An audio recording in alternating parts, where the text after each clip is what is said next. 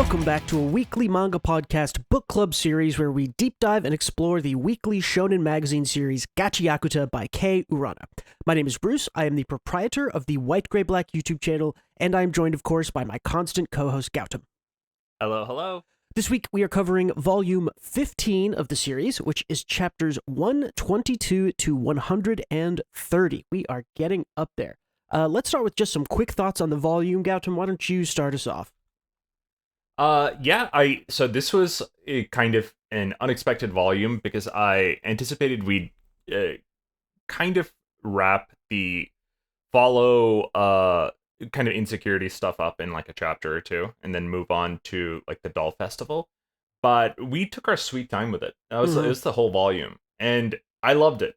It was all dense character stuff and it was good character stuff. I think I would have had issue with it because I usually find shonen melodrama kind of annoying and forced. Yeah. And it was frustrating here too. But it was frustrating in a way that I thought was good writing and felt really true to life in that these are problems I've had in my actual life, right? Like, I've been the follow and I've been the guy dealing with the follow. So follow is like, he is frustrating, but I think he's like a super good dude and I find him really relatable. So it's like a good character melodrama, if I had to describe it. What do you think? I think you said what my main thing with this is in some slightly different words, but to me, this volume was like, you said shonen melodrama. My whole time I'm reading this, I'm like, man, this is just classic shonen shit. Like, this is like what happens in Naruto and Bleach and it's like over and over again. Is it like kind of exactly stuff like this? Like Demon Slayer, like all these things. It's like, oh yeah, there's two guys and there's emotional tension and one of them gets hurt and then they come back more powerful. Like that's Dragon Ball Z, right? Like that's shonen stuff. Right. But it's also like, okay, but it's like it's better than that. Like it's just better. Like it's just the best version of that.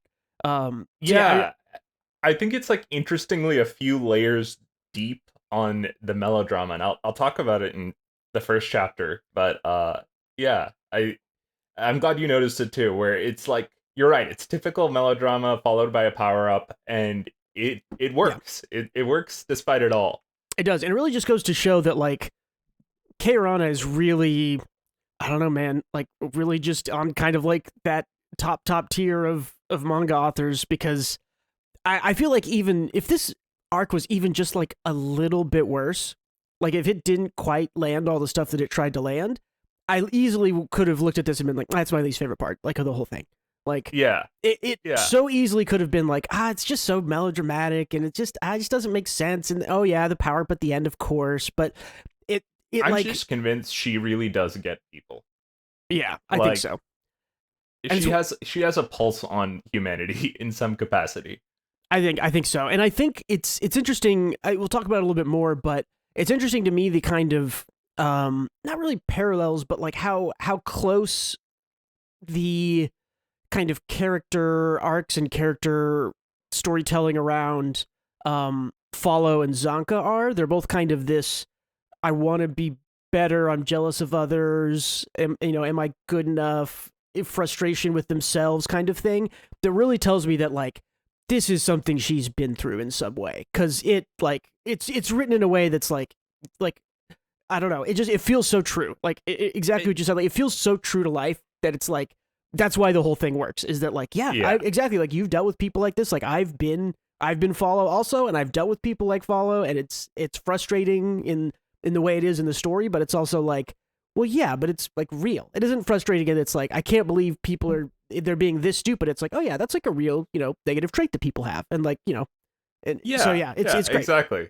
And I think there is like, a moral to the story. I think this arc's moral is just like one that everybody should remember even in adulthood, right? Because there's a lot of like easy morals that I think are in stories all the time. It's like be generous, don't be selfish, like all that kind of stuff is like a given, right?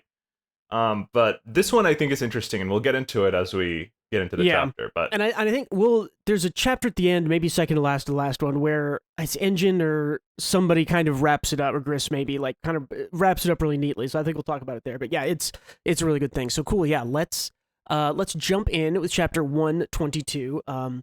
We have follow. Can you share? Oh yes. Oh yes, forgot about screen 2 go live. Cool, there we go. Awesome. So yeah, chapter 122, we hop in here. We've got Follow and Tamsi and Rudo and the team. And Follow, at end of 121, he kind of, I think, yells out this big, like, excuse me, getting angry at Rudo. So we're kind of right back into that action.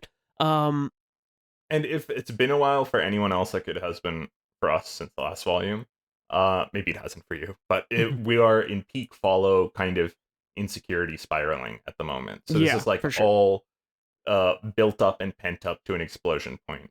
Yeah. And this is kind of the real, maybe this is the lesson, maybe it's kind of right here in the start, is that I don't want to say it's okay to be insecure, but like everyone is insecure about something. The thing to learn from this is not to take it out on other people.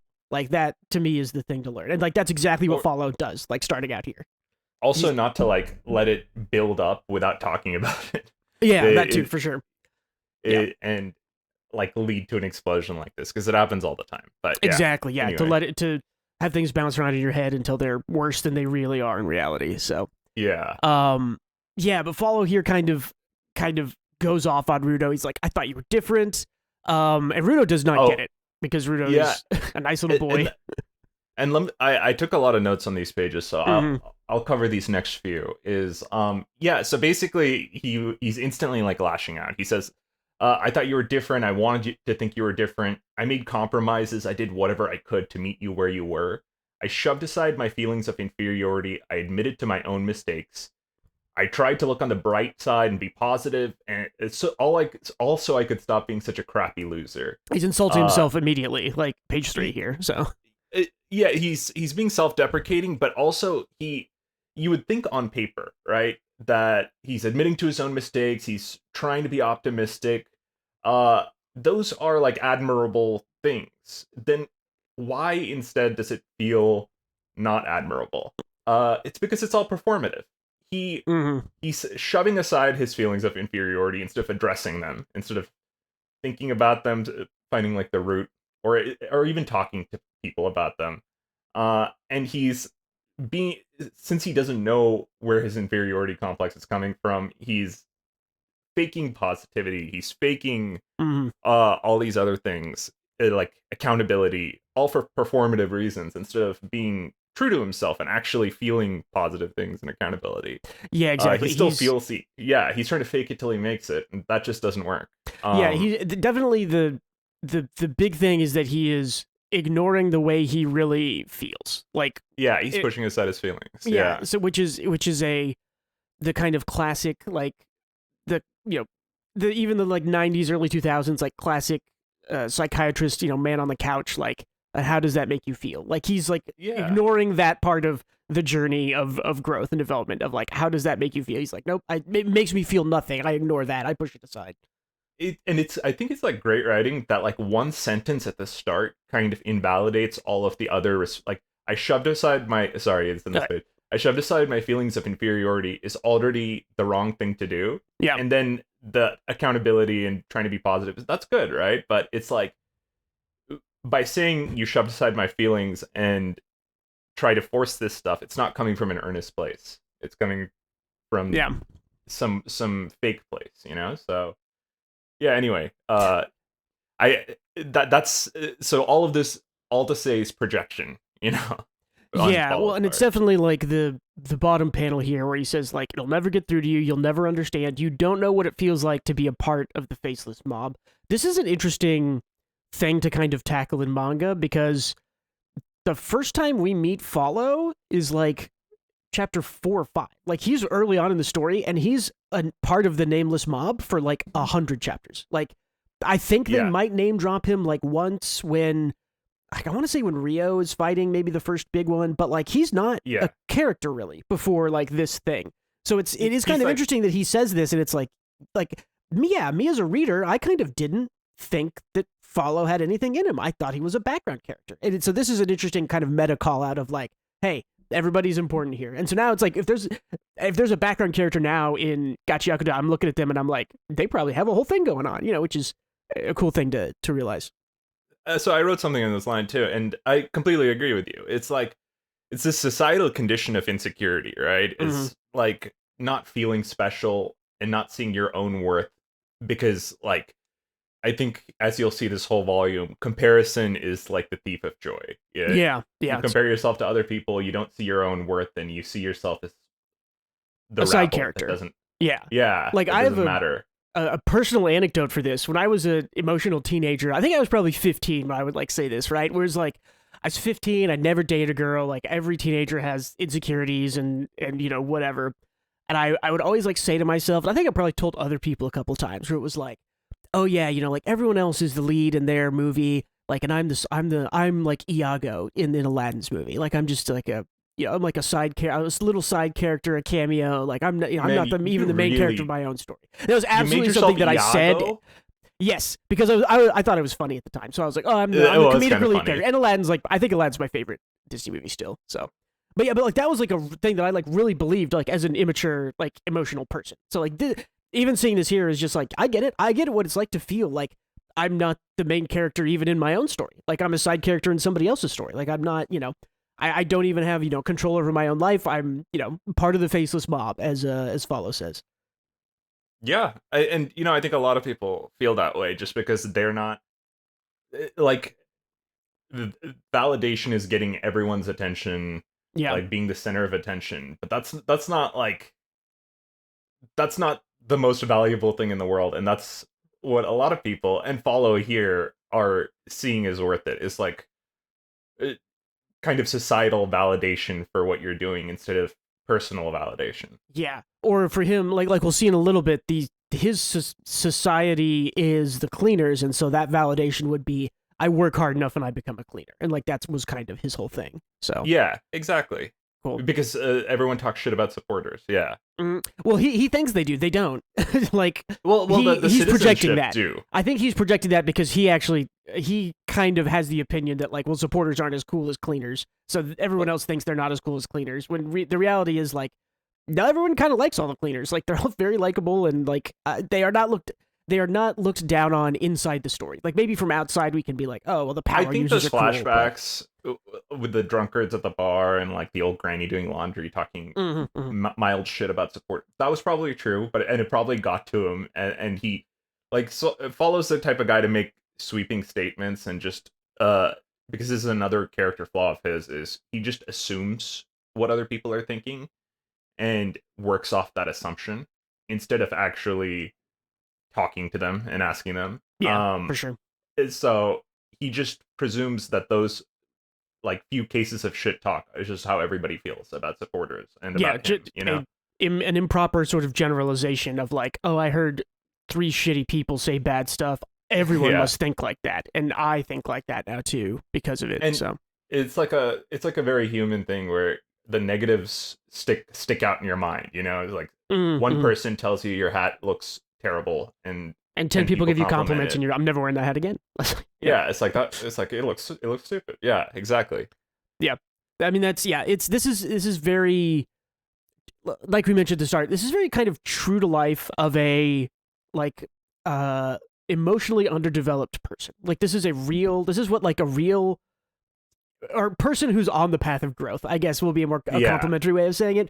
This is what a person who has not yet completed an emotional like growth thing. So if you're reading at this and you're looking at this and you like see a little bit of yourself in Follow, I think we all have a little bit of Follow, especially when we're younger, right? Like that's mainly where I'm seeing it. Like I don't think. Hey man, honestly, like when I was 25, this was me. Oh yeah, I mean, 25 is I was still considering like I didn't feel like a real person until I was 25. So yeah, exactly. Cool. And it all just kind of, it keeps going. We hit on most of the major points here, but he's taking it out on Rudo, which again is kind of, in my opinion, the big sin is that like you can feel all these things, but like taking them out on someone else or the projection, like we mentioned. Like he thinks Rudo thinks all these things about him, but really he thinks all these things about himself, and it's not. Right. Both of those are unhealthy. So. Oh, well said. Yeah, he does think. Yeah, exactly. Yeah. I think the argument goes on, and I like the part where Rudo starts to argue back a little bit. So go to the next page real quick. Yeah. Yeah, he's like, when did I look? Rudo says, when did I get a big head? When did I look down on anybody? Yeah. Again, follows projecting. He's and accusing, which is not a good. And accusing. Like accusing Rudo of like, you're looking down on me, and Rudo's like, the fuck you say to me? And Rudo, of course, has resting bitch face, so yeah, of course, so he looks like he's looking down on a lot of people, but in actuality, he's like, I don't know, he's a good boy. Well, and he's also Rudo is also a pretty kind of closed off and internal person, even though he's kind of goofy on the outside. So if a person isn't constantly telling you how they're feeling and you have to assume, you can always assume wrong. Like, and that's kind of what follows to it, and projecting also. But yeah. Yeah, exactly. Yeah. I like this part of the argument because Rudo's like, if you have delusions that everyone's out to get you, don't take it out on me, okay? Yeah, he literally calls him out. He's like, yeah, like, these are your delusions. Don't take them out on me. Don't project. And he's like, and Paulo's like, do you remember how you've been freaking treating me, man?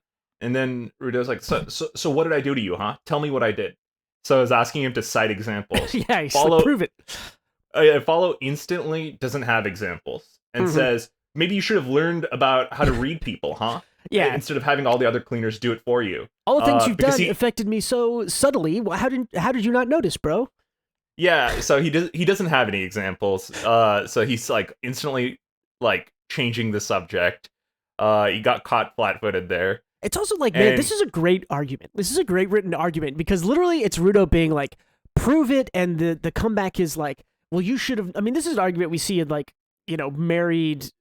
Historically, like in married people like on TV or whatever, where it's like, what did I do wrong? Like, you should know what you did wrong. That's literally like, tell me what I did. What did I do? It's like, learn how to read people. Like, you should know what you did wrong. I also love Briss over here being like, what are you idiot? Like, what are you kids fucking fighting about?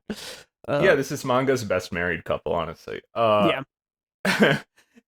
And it's like, you blow up out of nowhere. You want me to read you? Why can't you just say what you mean in the first place? And it's like, you're the guy who keeps mouthing off to everyone and making messes that other people have to clean up, says Follow. Yeah. And this is definitely part of the sort of victim complex that Follow has about the supporters, is that the cleaners make big messes and the supporters have to clean it up. When like the positive reality of it is that like it's teamwork and everyone has their role, but because of Follow's insecurities, he's like, nah, the cleaners get to do the cool shit and we just have to pick up after him, right? Like he doesn't think his job is as important. So he's not talking to Rudo, he's talking about like societal perception of cleaners and supporters. And his own perception too, mainly. But yeah.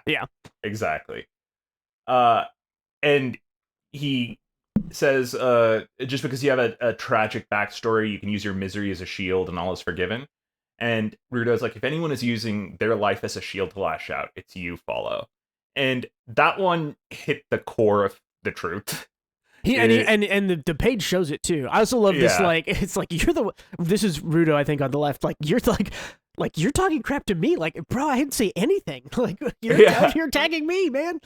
And that really hits Follow. Also, this is my favorite page of maybe the whole volume, is this empty panel, like everyone running, even Tamsi's like confused, the mask flying, and then it's just it's Follow, just like decking Rudo. Like, it's so good. It's such a great climax to the argument here. And okay, this is a great climax to the argument, and this is where the argument ends, because pretty much, yeah, it's all good now. And I think the one who doesn't understand this is Tamsi. He doesn't understand that it's all good now, kind of. This is irrelevant later. Yeah, anyway, funny Tamsi watching this fight, this whole part is hilarious. The memes that came out a couple months ago when this was live with some of the panels is hilarious. How is Tamsi the comic relief of this volume? Dude, Tamsi is a character that people in the fandom like a lot, and I have to admit, like, he's great. He's awesome. Like, as a bad guy who's also like funny and on the outside and kind of twisted and shadowy. I like Tamsi a lot, but yeah, we'll be talking Tamsi by the end of this for sure. But but because there's more to say about him. Anyway, they are Follow punches Rudo in the face. They're both pissed off. Yeah. And then the house wakes up. Yeah, this is the end of chapter 1. I think this is the last panel. It's okay. also just I love the eye lighting up in the back. Yeah, house in the background. And this is another, like, God, like, her art is just, like, so, we talk about how good of a writer she is. Like, her art is also so good through all of this. Like, this page here, like I said, is just, like, such a perfect page with, like, empty action, right? Like, it doesn't show the punch happening at all. It doesn't show him running over at all, but you know exactly what happened from the storytelling here. Like, it's such a good page. Yeah. I'm like somewhat glad that I was like worried that he was going to hit him with a hammer. I was like a little bit worried. Because he kept clenching the hammer in like the panels. I'm like, dude, don't fucking bash him. Well, yeah, and it's definitely interesting that we see the hammer a lot, considering kind of how it ties into his insecurities, as we'll learn in a little bit. But yeah, and we get next chapter 123.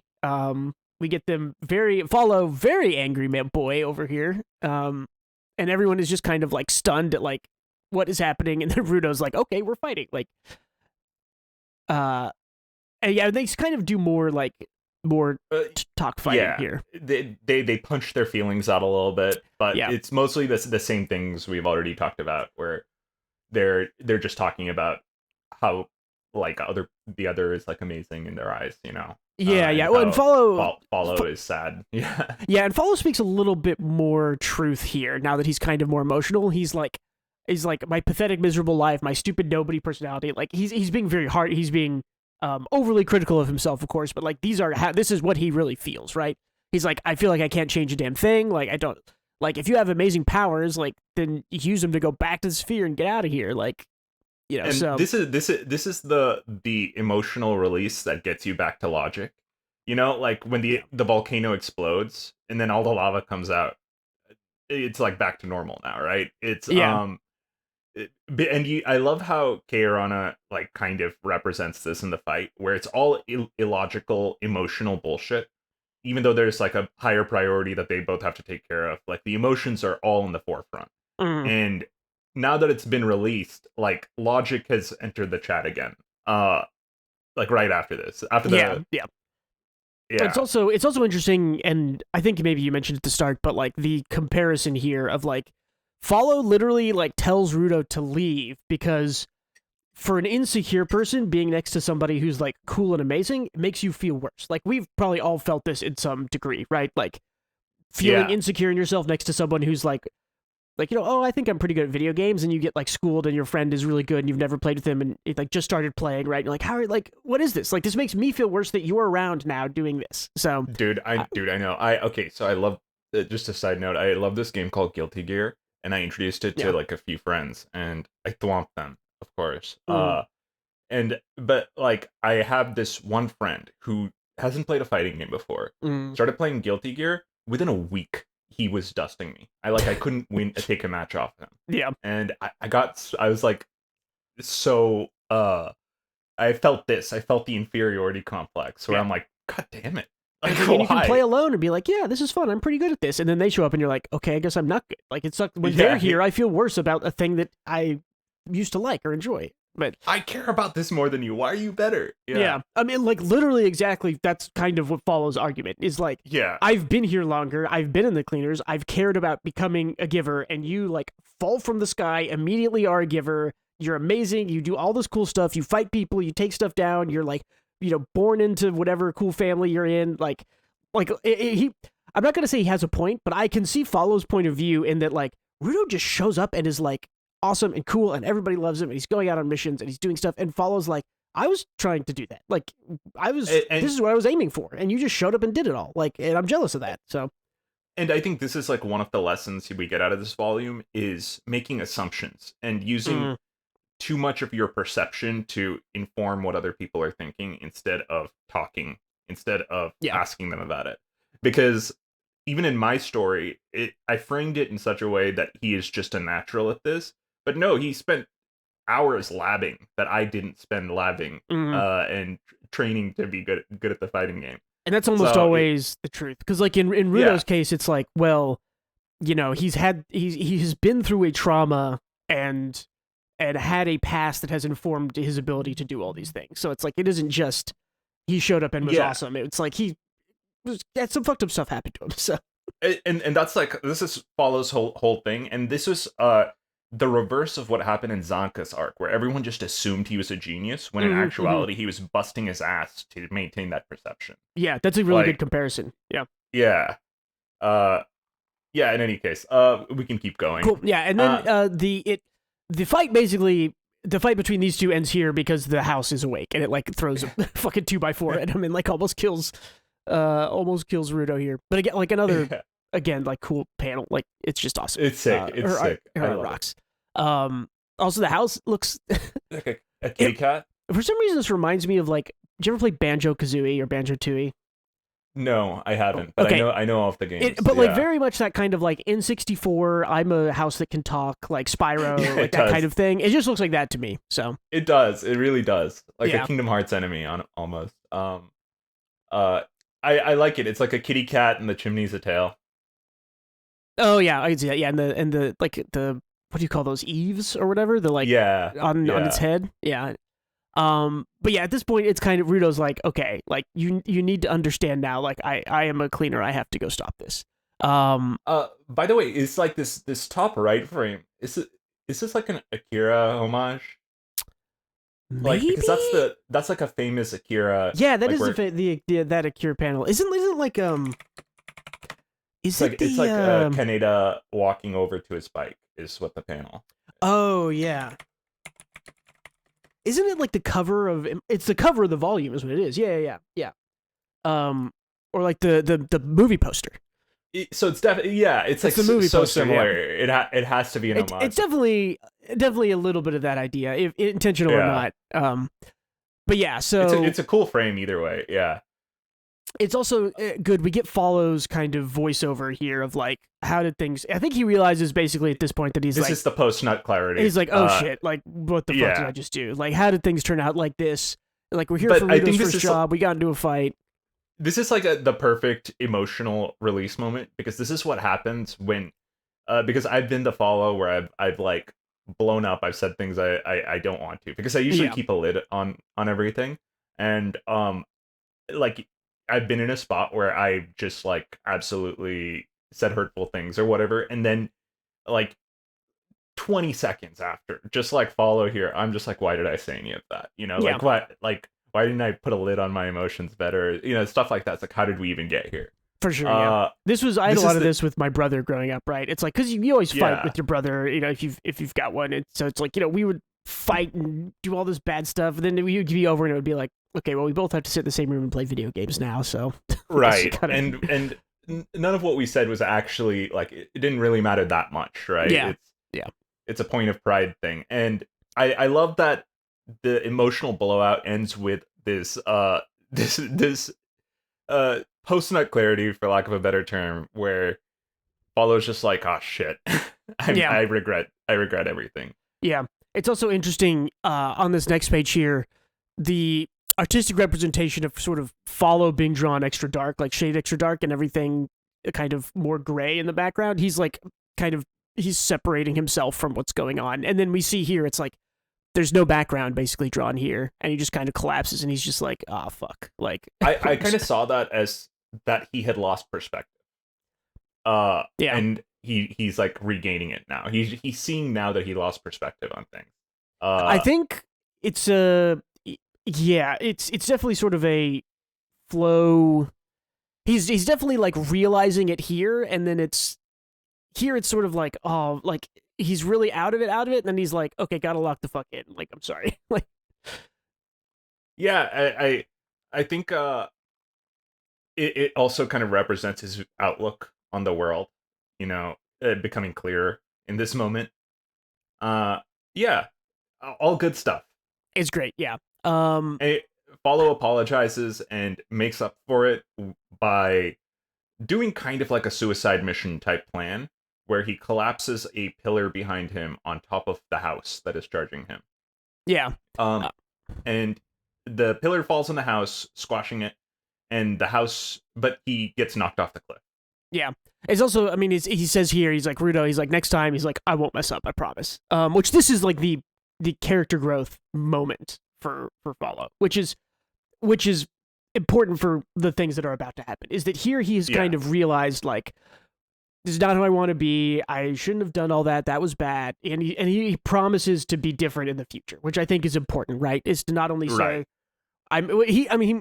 he does the classic, you know, if you're doing a YouTube apology, read this chapter. Because he says like he's like, he says I'm sorry. He takes credit for it, and he says he'll do better in the future, and that's kind of like the core of an apology, I guess you want to say.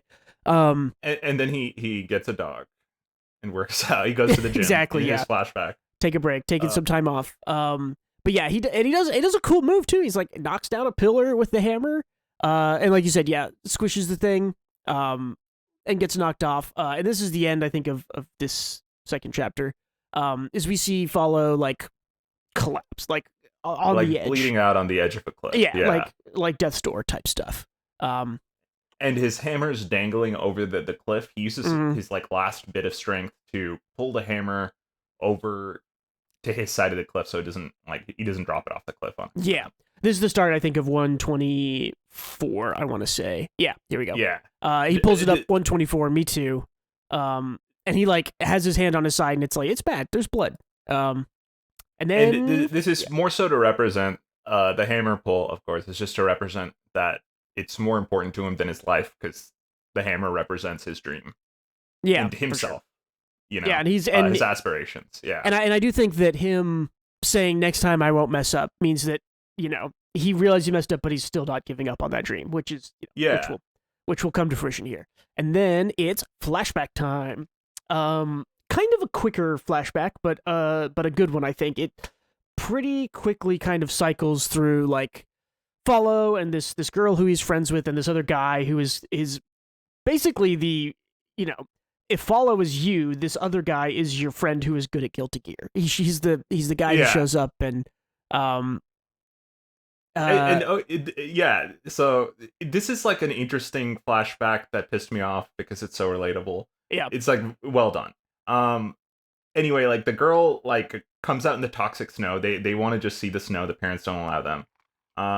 They lie to their parents and say they're going to a friend's house, but they're just like spending time in the snow together. Also, yeah, reminder and kind of world building thing. This is not snow. This is like particleized garbage is what's falling on them. Like it's not exactly. I think it's from the sphere, but I don't remember. It might just be from other places. I think it's from the sphere though, but because they mentioned particleized garbage, or is it like acid snow, like acid? Or it could be either. It could be either because they do mention sort of like of all the places on the ground, this one's closest to the sphere. So in winter comes, it's I think it's probably like acid rain version of snow. Something like that. Or a mix of all of that. It's a mix of all of that. It's probably a mix of all of it. It's the girl mentions that she is she's like making a sacrifice to come see Follow here because she's lying to her mom, just to sneak out with a boy to go see the snow. And Follow's like, yeah, I lied to my mom too, but it's worth it. But I just want to point out that the girl intentionally makes a small sacrifice to go hang out with Follow, which is relevant later. But anyway, in the next page, you get introduced to the friend character who is just blasé eating the snow, and it's like, this ain't toxic. I ain't dead. Yeah. But another thing I want to mention, I think that this is that Follow is immediately set up as like a good kid with good intentions, right? Like he's like, he is a good kid. He gets there early. She says he always gets there early. He says, I can't wait to play with you. She's cold, and he's like, sorry, I'll get closer to you. Here's my scarf. And then the other guy shows up, and I think this feeds into his insecurity, like even back early, is that she's kind of more captivated with the new guy than she is with Follow all of a sudden, because he's like the cool, active, outgoing guy. So, and I think this is just Follow's perception on things. Because a little bit, yeah. Like, the new guy eats the toxic snow, and she's like doting on him. He's like, you can't eat the snow, it'll kill you. And he's like, I'm not dead yet. And Follow is like instantly jealous about this, and he's like, I wish I could be that cool. For sure. And this is like, definitely, yeah. And I'm like, dude, this is in your own head, man. It's like, you three are just friends. Yeah. Like, Also, this is a there's a little bit here of something that I relate to there and did for years pretty heavily is that as like a pretty introverted person, like being jealous of an extrovert who's like, man, he can just walk outside and eat the poison snow. Like, that's so cool. I could never do that, right? Like, it's that very sort of like, oh, he's just out there doing stuff and putting himself out there and he doesn't care. And it's like, I feel like I could never do that. So I kind of get that sort of jealousy and the seeds of that being planted here when you're younger. I very heavily relate to Follow, because I used to be such a people pleaser myself, and it's very easy to be jealous of earnest people as someone who is trying to mold themselves to fit in a squeaky clean box of like public perception. People who are unabashedly themselves are the people like Follow are jealous of. Yeah, exactly. Definitely as an introvert, it's you think about who you are as a person and how are other people seeing me, and you're thinking about it all the time, and when the stuff happens, you think, oh no, you make assumptions in your head and all that. And these other, these extroverted or whatever, the kinds of people like this, they seem to not care and still people like them. And you're like, I don't get that. They're not even trying and people like them, and I have to try so hard and I don't even know if people like me. So and you can as someone who was very much a person like this, you can tell that this is all in Follow's head because his friend is just a fun idiot who's being himself. Yeah, it's not his fault. Yeah, and he's not like, I wish I could be that. He's not cool. He's just a dude. He's just he's just like more. I don't know. He's just being himself, and Follow is thinking about himself as opposed to being himself. Which exactly. But yeah, and so you can definitely see sort of the frustration in his face here, and he clenches his jacket, and he's like. And then literally, it's like, this is what I'm talking about, where it's like, what can I do to be that cool? Like, it's in my own head. I have to think of something and try something to be that cool. So the interesting part is, like, his good deed, he clenches his scarf because he was going to give the girl the scarf. And the girl forgot about the coldness in the scarf to go dote on the idiot friend who was eating the snow. Whose name is like, why? Alan, by the way. Alan, right? We'll get to that in a little bit. It's the weirdest name to throw into the series. Just like I guess so, right? It made me laugh whenever he was like, "I'll catch up to you, Alan." I was like, "Alan? Like Alan?" He really? somehow all to say, he somehow did the mental gymnastics to feel rebuffed for still having his scarf. Pretty much. Anyway. We get a kind of again showing off just Alan being doing Alan things. Talking about the hammer, just Alan being dudes. Yeah, I get it. But man, I love the facial expressions. Just Urana's art again is just like look at this like child, mischievous child face. Like, I know, what a gremlin. I like Alan too. He's like a at this age, like a little shit. Yeah. At this age, for sure. You know what? I can't speak to him at an older age. He was in a bad place. I'm not going to make a judgment on him. But I also he is dumb in a fun way because he's like, I went to the polluted zone. Like, yeah, I heard you had to have a mask, and he just like wears a luchador mask. It's like to go in it, and the girl's like, you like, or I guess no follows. Like, you wore that mask like you didn't even cover your mouth or nose. That's not what it's for.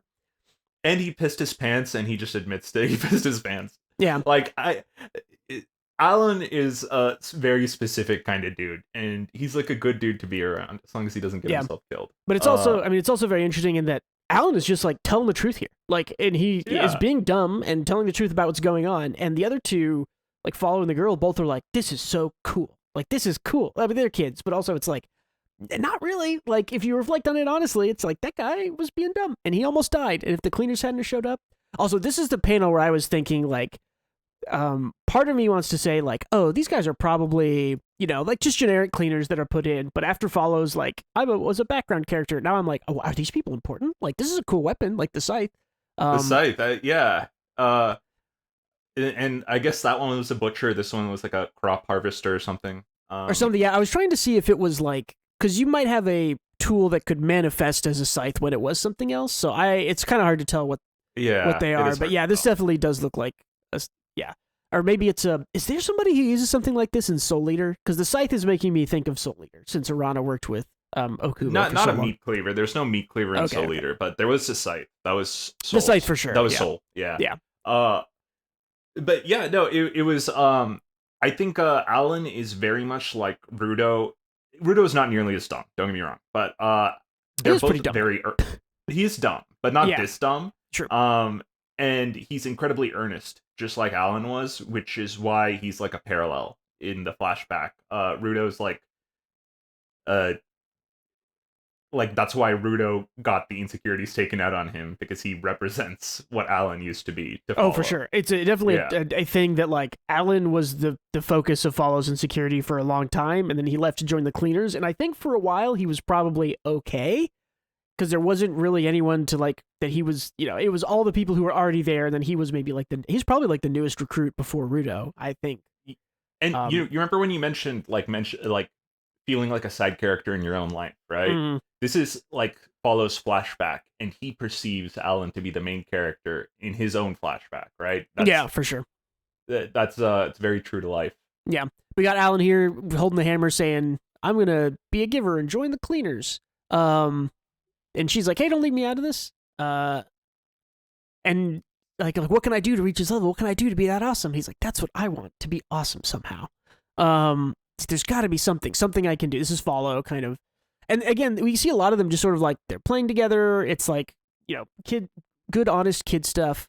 And we get time skip forward to high school age, I guess. I mean, I assume Follow is like 15 or 16. I think Rudo's 15, right? So I think he's like 16-ish, I would guess. Yeah, so it's, I guess I wonder if we have a here canon he's age. like 14 or something, 13, 14. And then he's like 16 in real life, or 17, I don't know. Yeah. But yeah, basically him and the girl, they haven't talked to each other clearly in a while. Mhm. The girl says, hey, Follow, long time no see, what have you been up to? They catch up. Yeah. And he's like, are you working to be a cleaner? He's like, no, cleaning is that other guy's thing. I work out to get girls. Which is a weird twist for Follow in my mind, where I'm like, oh, I would not have thought that. Also, the wiki says he's 19 in the current day. So Okay, that would make sense. He is maybe like 16, 17 here, I would guess. Yeah, or like 14. I don't know. But I think he's just trying to be blasé to fit this nonchalant attitude or something. Yeah. He's just not being himself either way. Yeah, we also literally get like more like a mirrored projection of the start of the story, where it's like you this never want to is see where me I about said, him. Follow, you passive aggressive bitch. Yeah. Because she says, have you seen that guy lately? Mhm. Talking about Alan. Follow looks sad or forlorn, and he says, you never want to see me unless it's about him. Passive aggressive bitch, Follow. Yeah. And then she's like, huh? And he's like, I didn't say anything. What? Yeah, it's like, no, I haven't seen him.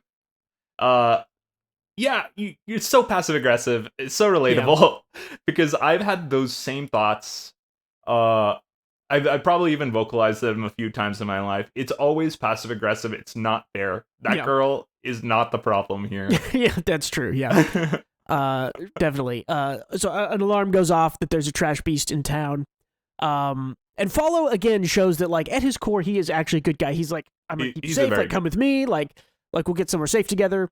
And there's like, I'm telling you, there's someone's fighting. They overhear someone. It's like he's just a kid on his lonesome and he got hit. He's injured. Is he a giver? I don't know. He said he had a weapon, something with a long handle, and he's like, no way, Alan did it. He's the thing, and so he's like, it's interesting in that as soon as he like shows that he's a good guy and trying to save her, and then as soon as his insecurities are like tickled, he like leaves her and is like, if that's Alan, I have to go see. Like, that's more important than her now. Like, my insecurities are now more important than saving my friend. This is how it happens, right? He's not being true to himself, and therefore he's like letting his emotions and insecurities get in the way of like who he actually is. But you're right. Anyway, they go to the fight with the trash beast and the giver they were talking about. Yeah. And this was like a Marvel-esque scene, like where a little bit of like a character intro, like, oh, who's this new guy? And it's like, although we've already met him, but you're like, I thought this was a Thor movie. Iron Man's here. That's awesome. This is how I felt. Exactly. Because on the next page you see it's fucking Zonka. It's Zonka. Hell yeah. Yep.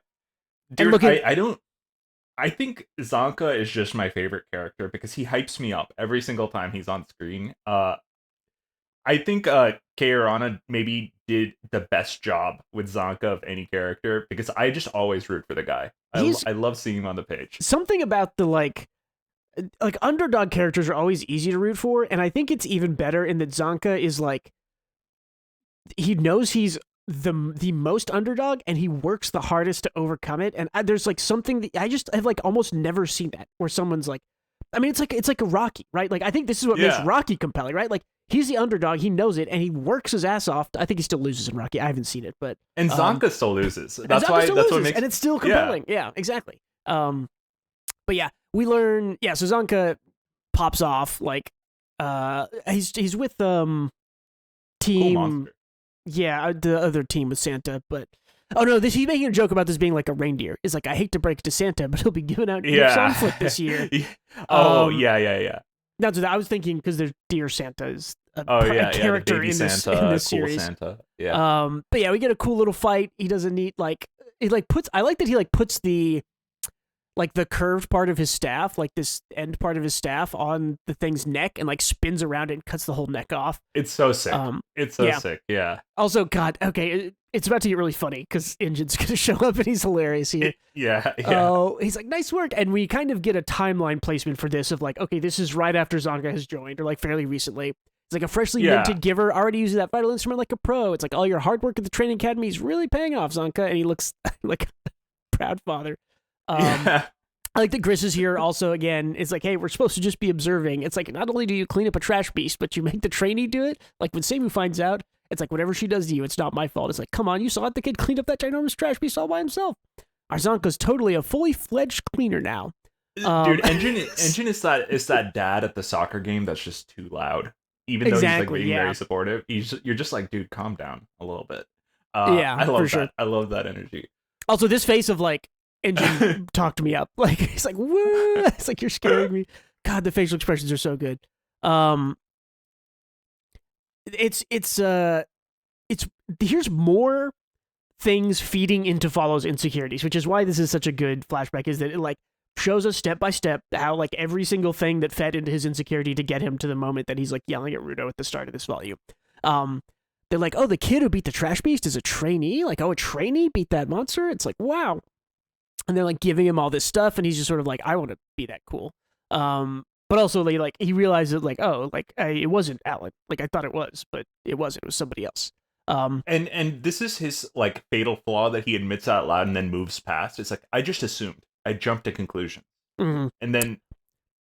And that's his problem this whole time is he assumes, he jumps to conclusions. Yeah, and he says something that's really, I mean, this is definitely a thing that I've experienced where it's like, I want to know, but I don't want to know. Or it's like... And yes, okay, this is what you said that I wanted to circle back around on. So he says, the truth is, whatever that guy's doing now, I wanted to know, but I don't want to know.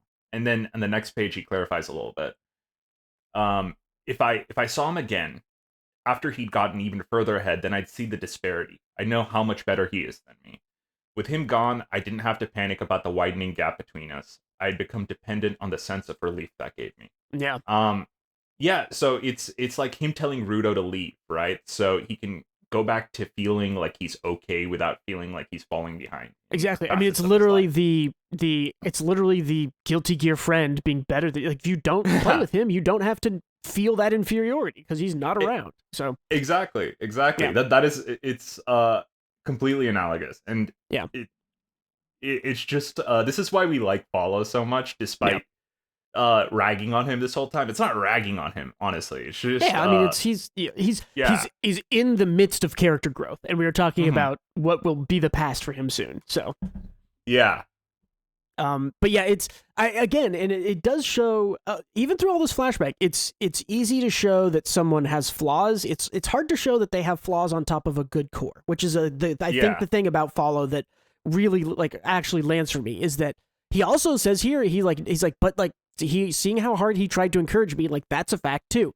I won't change anything by sitting around. He's like, I want to be better than you. So this is the like correct outlook for when someone challenges you and that affects your, mental well-being, right? Like someone, I'll use your example, like someone is better than you at Guilty Gear. Like if that affects you in a negative way, practice and be better at Guilty Gear. And that's one way to get rid of that insecurity. Like it's not the only way, but it's one of. So he goes to visit his friend to confront his problems, like kind of head on. And I don't like. Is this his friend's apartment? Who let him in? His parents? I think it's that's his friend's dad in the back. Yeah. Yeah. The his hair's friend the is, like, same, so.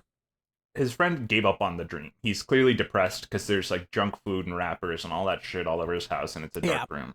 And a classic depressed. I mean, it literally looks like a depressed Japanese person's room. Like it's exactly. Yeah, exactly. And he's like lying in his bed, and he says, "Go away, follow. I'm done with all this." With a hammer lying in the corner. Yeah. And essentially he talks about, like, he says, when you're part of the faceless mob, the words follow used earlier, you'll never get to be a giver no matter how hard you try. It's just a thing. I'm just a random nobody. I can care about it all I want, but there's no way anyone will ever respond. Yeah. This definitely is a seed.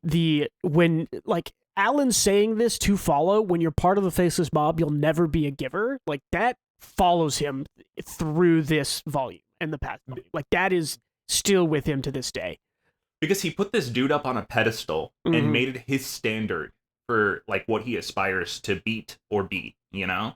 Yeah. And this guy is the one who gave up and is stating, I'm just a nobody. What does that make Follow, who sees this guy as better than him? At least Alan is better than him. Yeah, exactly. And it is even driven home even more when at the end here, it says, like, the spark in your eyes when you glared at me, it made me feel like I was falling. Like, the guy that you looked up to that you thought was miles ahead of you felt like he was falling behind you, which is this is such an important part of this whole it's perception, chapter and volume of is that the person you're looking at that is better than you at something or making you feel insecure, they might be looking at you and thinking like the guy who's outgoing at the party and everybody loves might be looking at me and going like, man, I wish Bruce can be quiet and shut up in the corner, and I wish I could do that, or whatever, right? Like, yeah, it's like I wish I don't have to be the dancing monkey all the time. Exactly, right? Like, why is everybody, why can't I have some quiet alone time or whatever? But yeah, I mean, this is so important in that this really, for us as the reader, and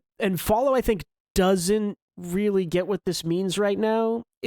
I think it kind of shakes his beliefs, but he doesn't realize that this is about like, hey, you thinking I'm far ahead is a matter of perception. It is not the truth. And he does not really get that, but this is reinforcing it for us as readers that like this is internal perception between two people and is not the truth. Yeah, you put this guy up on a pedestal, right? When you shouldn't have. It's like he's just a dude like you.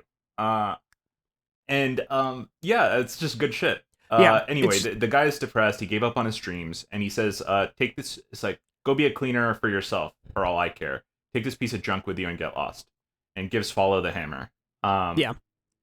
We don't really get much more on Alan. I think he just gave up. But now we go. The flashback is over, and we are back to Follow bleeding out on the side of the cliff. Yep. Thinking, I wanted to be a good rival for you. That's all. I wanted to show that even people like us could be somebody. I wanted us to prove it together. Yeah, and he's talking about Alan here of like we could drive each other to be better. But Alan is gone, but Rudo exists. And so Rudo is the new Alan, with a better name. Also, he says it later. When he like name drops Alan, it's the funniest part of the volume. It's just so funny that you don't know this kid's. I don't know. We'll get to it, but yeah, Rudo jumps off here, and he says like, "Don't worry, rival of mine. I won't let it end its existence as junk." He's sort of making a promise of like, you gave me this hammer, like I'm gonna do something. Like I won't let the hammer, die without having its wish fulfilled. And so we get kind of the classic GACHIAKUTA, like, this is my treasure. Like I want you to use it. And then that's the end of 125. So that's our chapter and a half flashback for Follow. And 126, there's a little bit more flashback here, because it's like talking about Follow leaving Alan's room. It's like, I dashed out of his room, I ran as fast as I could, I didn't care who was watching. I didn't want to make his to make our dream come true? And he says no. Like, excuse me, he's like, and this is him talking to the cleaners, he's like, I'll do odd jobs, I'll do anything, please. Like, please let me be in the cleaners. And this is kind of the warning of like, he's like, I don't want to end up like that guy. That's why. This is interesting because this is, again, more true to life in that Follow, you would think this sort of like noble path to take would be, yes, my friend has given up. I will continue both of our dreams. For both of us, I will pursue this. But the reality is that follows like, oh shit, he was not in a good place. Like, I don't want that to happen to me. Like, I got to do something to make that not happen to me. He's this more of kind of a selfish internal, like, it's a good drive, but it's, yeah. I understand this motivator, but he didn't really see every part of, like, why he got that way, right? Like, yeah. He says, I don't want to end up like that. And that's fine. Like, you can have, like, family members who are alcoholics, and you don't touch alcohol for that reason, because you don't want to end up like that. But he doesn't see, like, the root cause of, like, why he gave up on his dreams, or the insecurities he's felt, right? Like, and that's why he's having troubles now. He never really thought about, like, the layers deep down that cause insecurities. Yeah, exactly. The root cause of it all. And he instead did everything to be the opposite of Alan, to fit the mold even harder, instead of just kind of being true to himself. Yeah. So you're right. Yeah, and we get a little training montage. Like, he held it in, I held it in, held everything in. I lived my life so that my emotions wouldn't explode no matter what anyone said to me. And we kind of flash forward to Rudo and him watching him here. He says, because that guy's words after he exploded, he's like, I'm done with all this. Go be cleaner by yourself for all I care. He's thinking of Alan. Carved a resolve in my heart. It's like, and like, literally this is like Follow saying, like, this is actually what motivated me. It's like, don't let me end up like that guy. And then back to present day, he's like, but I'm just a different sort of pathetic, basically. He's like, I didn't give up, but I kept going, but I didn't pursue it correctly. So, right. Yeah. He didn't give up, but he didn't live a life that was true to himself. He lived a life that was what he thought others wanted him to be. Yeah. Well, and it's also, and this I think is interesting, just less interesting to true life, but more interesting in the world of GACHIAKUTA, is that him talking about kind of like holding in all his emotions, when we kind of know that, like, pouring your emotions into an object is what awakens him. So he literally was like accidentally, basically, like, keeping himself from awakening as a giver because he was holding his emotions in, when in, like, the more true to life, living true to life, he would have poured his emotions out and likely into the hammer, and that he would have been a giver, whatever, years ago. But yeah, exactly. Yeah, because that's when the hammer. I mean, I guess we'll see it in this chapter. Yeah, it's coming, but because literally here he's finally sort of like, he's like, I'm such a loser, I did it to myself. Like, at least let this guy, he's talking about the hammer, have his moment of glory. He's like, please, like I can die, but don't kind of let my friend's dream and my dream die. And this is interesting because we get a little bit of Rudo point of view here, watching Follow kind of bleed out and die. He sees Regto, right, from chapter 1 here. Yeah, but this I think is also pretty key for Rudo, honestly, like, because he couldn't save Regto or do anything about him dying. But Rudo here, like, I think he knows, he's like, I can do something about this. And what we see coming off him here is Rudo, like, dissolving his the weapons that he's created. It's the little little thing use his third weapon shot. Exactly. Which is a fun gag for the rest of the volume. But yeah, this Gris is here. He's like, let me go. Like, Follow's there. He needs my help. He's like, you saw it. The trash beat hit him head on. He fell off that cliff. And I don't know what this means. This is like, he says, if that's the end, then they'll. I don't know what he's saying or going to say here. I think Tamsi is saying, like, in this last statement, that Follow's done for. He fell off the cliff, and Rudo's with him, and we have to focus on the trash beast. And Gris is like coming to terms with Follow dying from falling off that cliff, but still having to focus on the priority of the mission. Yeah, I guess it's just then they'll die or something like that is what he's going to say. So yeah, this is, and then Tamsi becomes a freak. He's like, I'm not sure how long I can hold it off with my string, and we get this kind of like there's no saving Follow. Like, he lit the fire for me. I didn't even have to help. Like, Follow, he's like, great. Follow's gonna die. Regto's dead. This is inside Tamsi's head. He's like monologuing to himself. Yeah. Yeah. He's like, angry goodbyes make an especially high quality feel. So this is clear. And some of the stuff he said previously, this is kind of more information about it, where, like, he's trying to break Rudo's psyche. Like, he's trying to, because there's that darkness inside him that we know from early on, that when it comes out something bad will happen, and that seems like that's Tamsi's goal. I think we know that now, and that Tamsi is trying to like break Rudo to have that like bad energy inside him come out or whatever. For sure. He's trying to like make Rudo despair because it makes for quote unquote high quality fuel. But one thing I did love about this is that he says angry goodbyes, making especially high quality fuel. Yeah. He is obviously a sociopath who doesn't understand human emotions, because if he saw that as an angry goodbye, he just doesn't get it.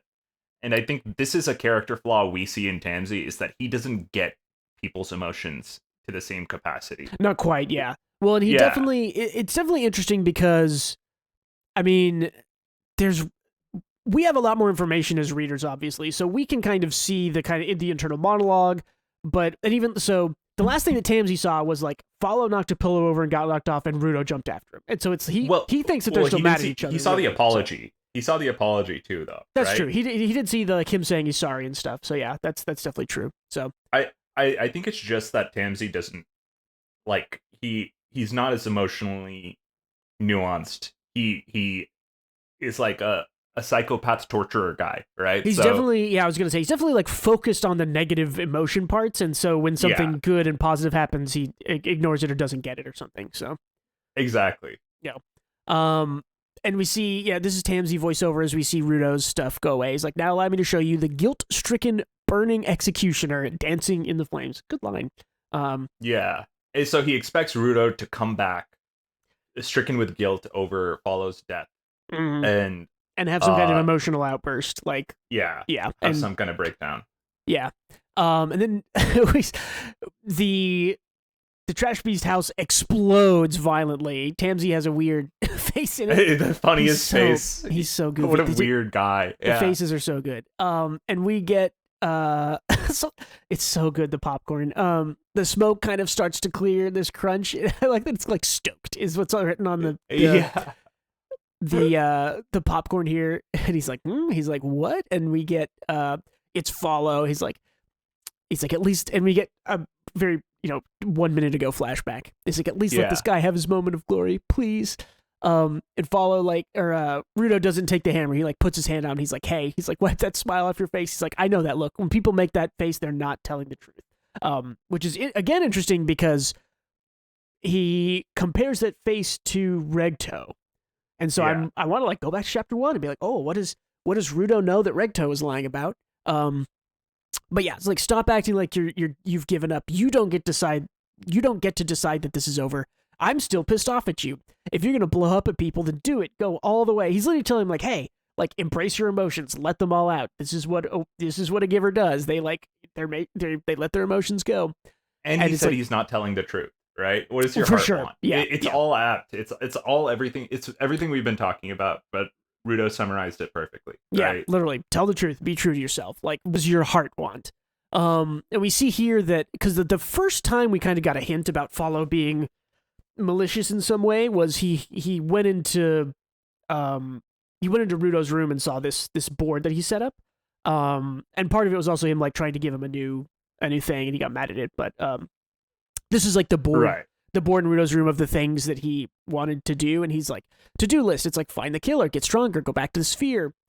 Don't get my friends hurt. Don't forget your rage. Like, thank the cleaners for their help. And it's like, watch. I don't know what this is supposed to say. Like, watch something. Watch for it says series. So Watchmen series. Yeah, Watchmen series. Okay, yeah. He's like, everything you do, you always look awesome. I was jealous. And this is the truth, I think, now that Follow is spouting, which is like, you look awesome. I was jealous. I wanted to prove that someone like me could be more than just part of the faceless mob. He's like, I want to be the cool guy. I don't want it to end here.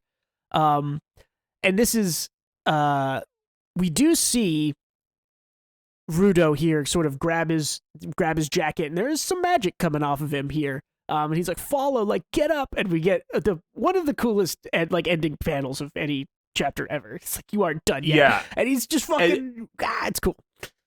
And it's fucking perfect. This is his hammer looks so sick. He looks sick.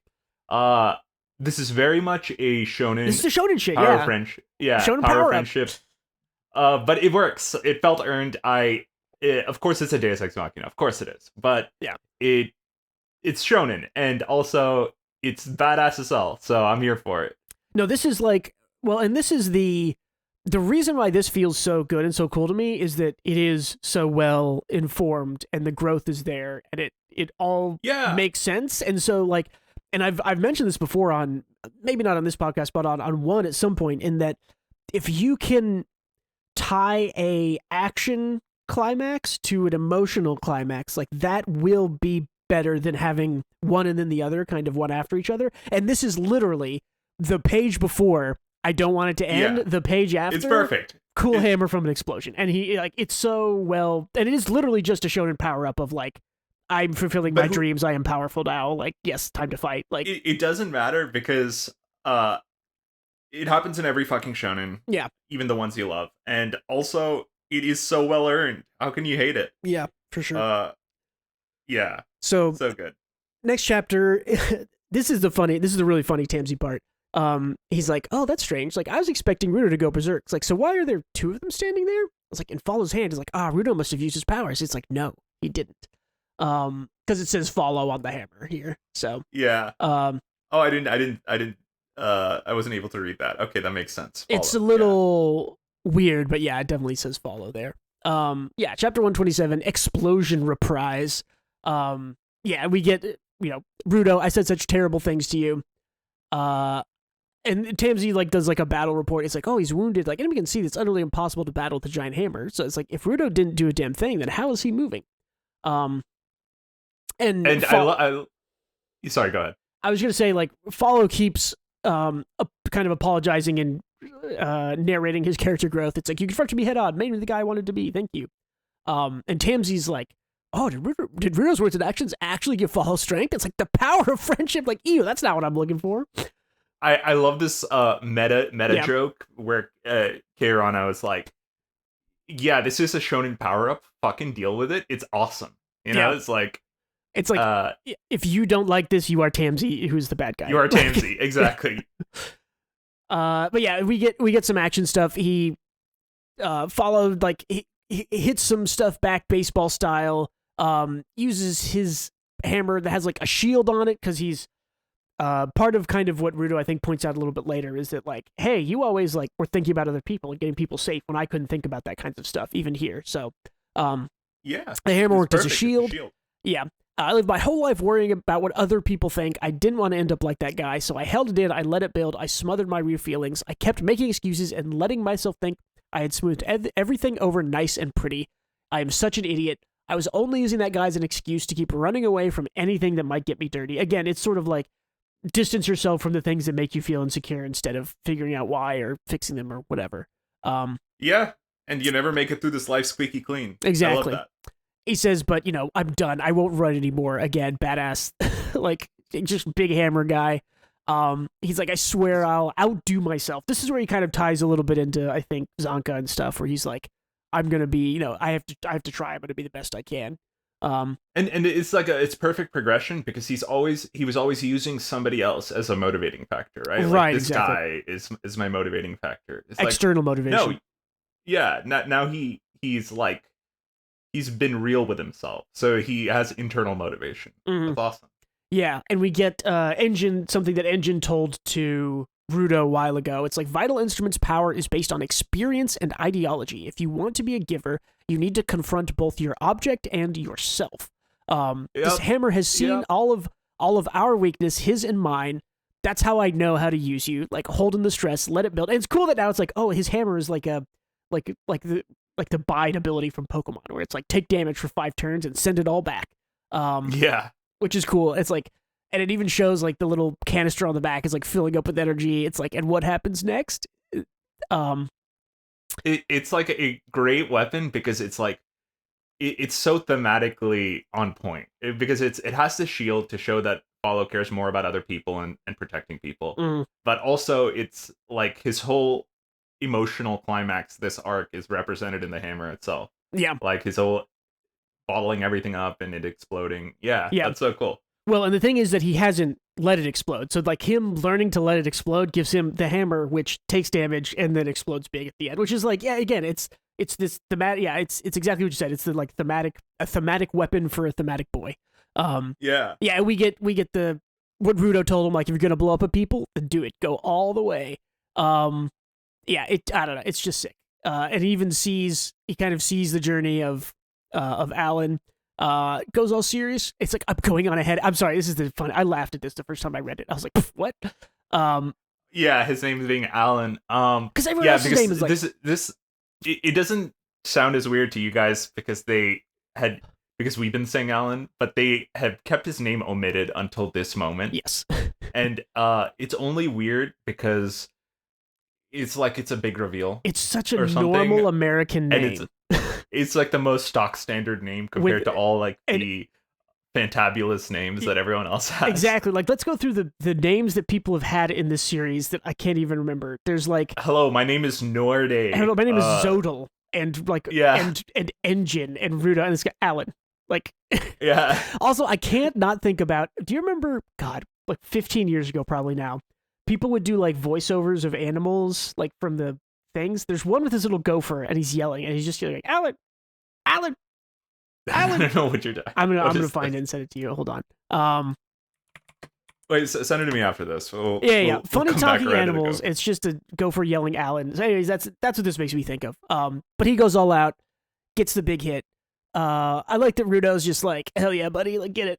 It's all yours. Yeah. And we get a sick, like, God, the 3-point, it's so cool, man. Gurren Lagann ass pose with an explosion behind him. I fucking love it. With the boom, like, being thrown out from the explosion. Yeah, it's insane. It's great.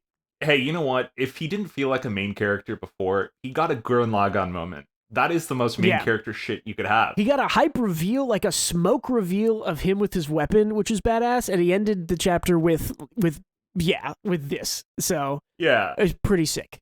This is the next chapter now, I think. So he's again still hurt, kind of going through it. Chapter 28, Follow Reprise. We've killed the house. The house is dead now. Hey, he's lost a lot of blood. Chris is here. Like, I like the dad characters, and there's a little bit more of this with Engine and Gris later, but like Chris is clearly like a stand-in dad for Follow here a lot. Yeah, he's a stand-in dad for everyone, which is a nice thing. Gris is just like very emotionally mature. Yeah. Real quick, the chapter before this was called Explosion Reprise because it's like one more explosion, except not an emotional one. It's like an actual explosion. Yeah. And this is like Follow Reprise, where it's him and not like the emotions, you know? So I like that. I thought it was like a sweet little... the titling is to state that like his initial blow up isn't him, you know? It's the emotions. It's like not... We get the real Follow after the explosion. Yeah, well, in the first chapter of this... the first chapter of this volume is called Explosion, and then which is the one where Follow blows up and yells at Rudo, and then chapter 127 is Explosion Reprise, which is like Explosion Part 2 kind of, which is like we're doing it again, but it's a different explosion. And this one is called Follow Reprise, although there was not a chapter called Follow, so I think it's just kind of a follow with a W on after it, but yeah.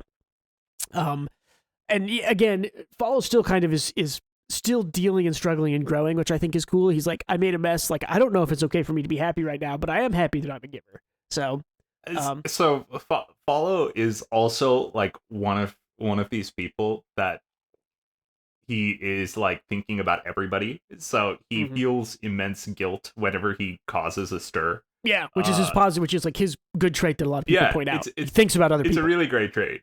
Yeah, he's a good guy, is all to say. But anyway, yeah, they go into it. They're like, Follow what you did back there.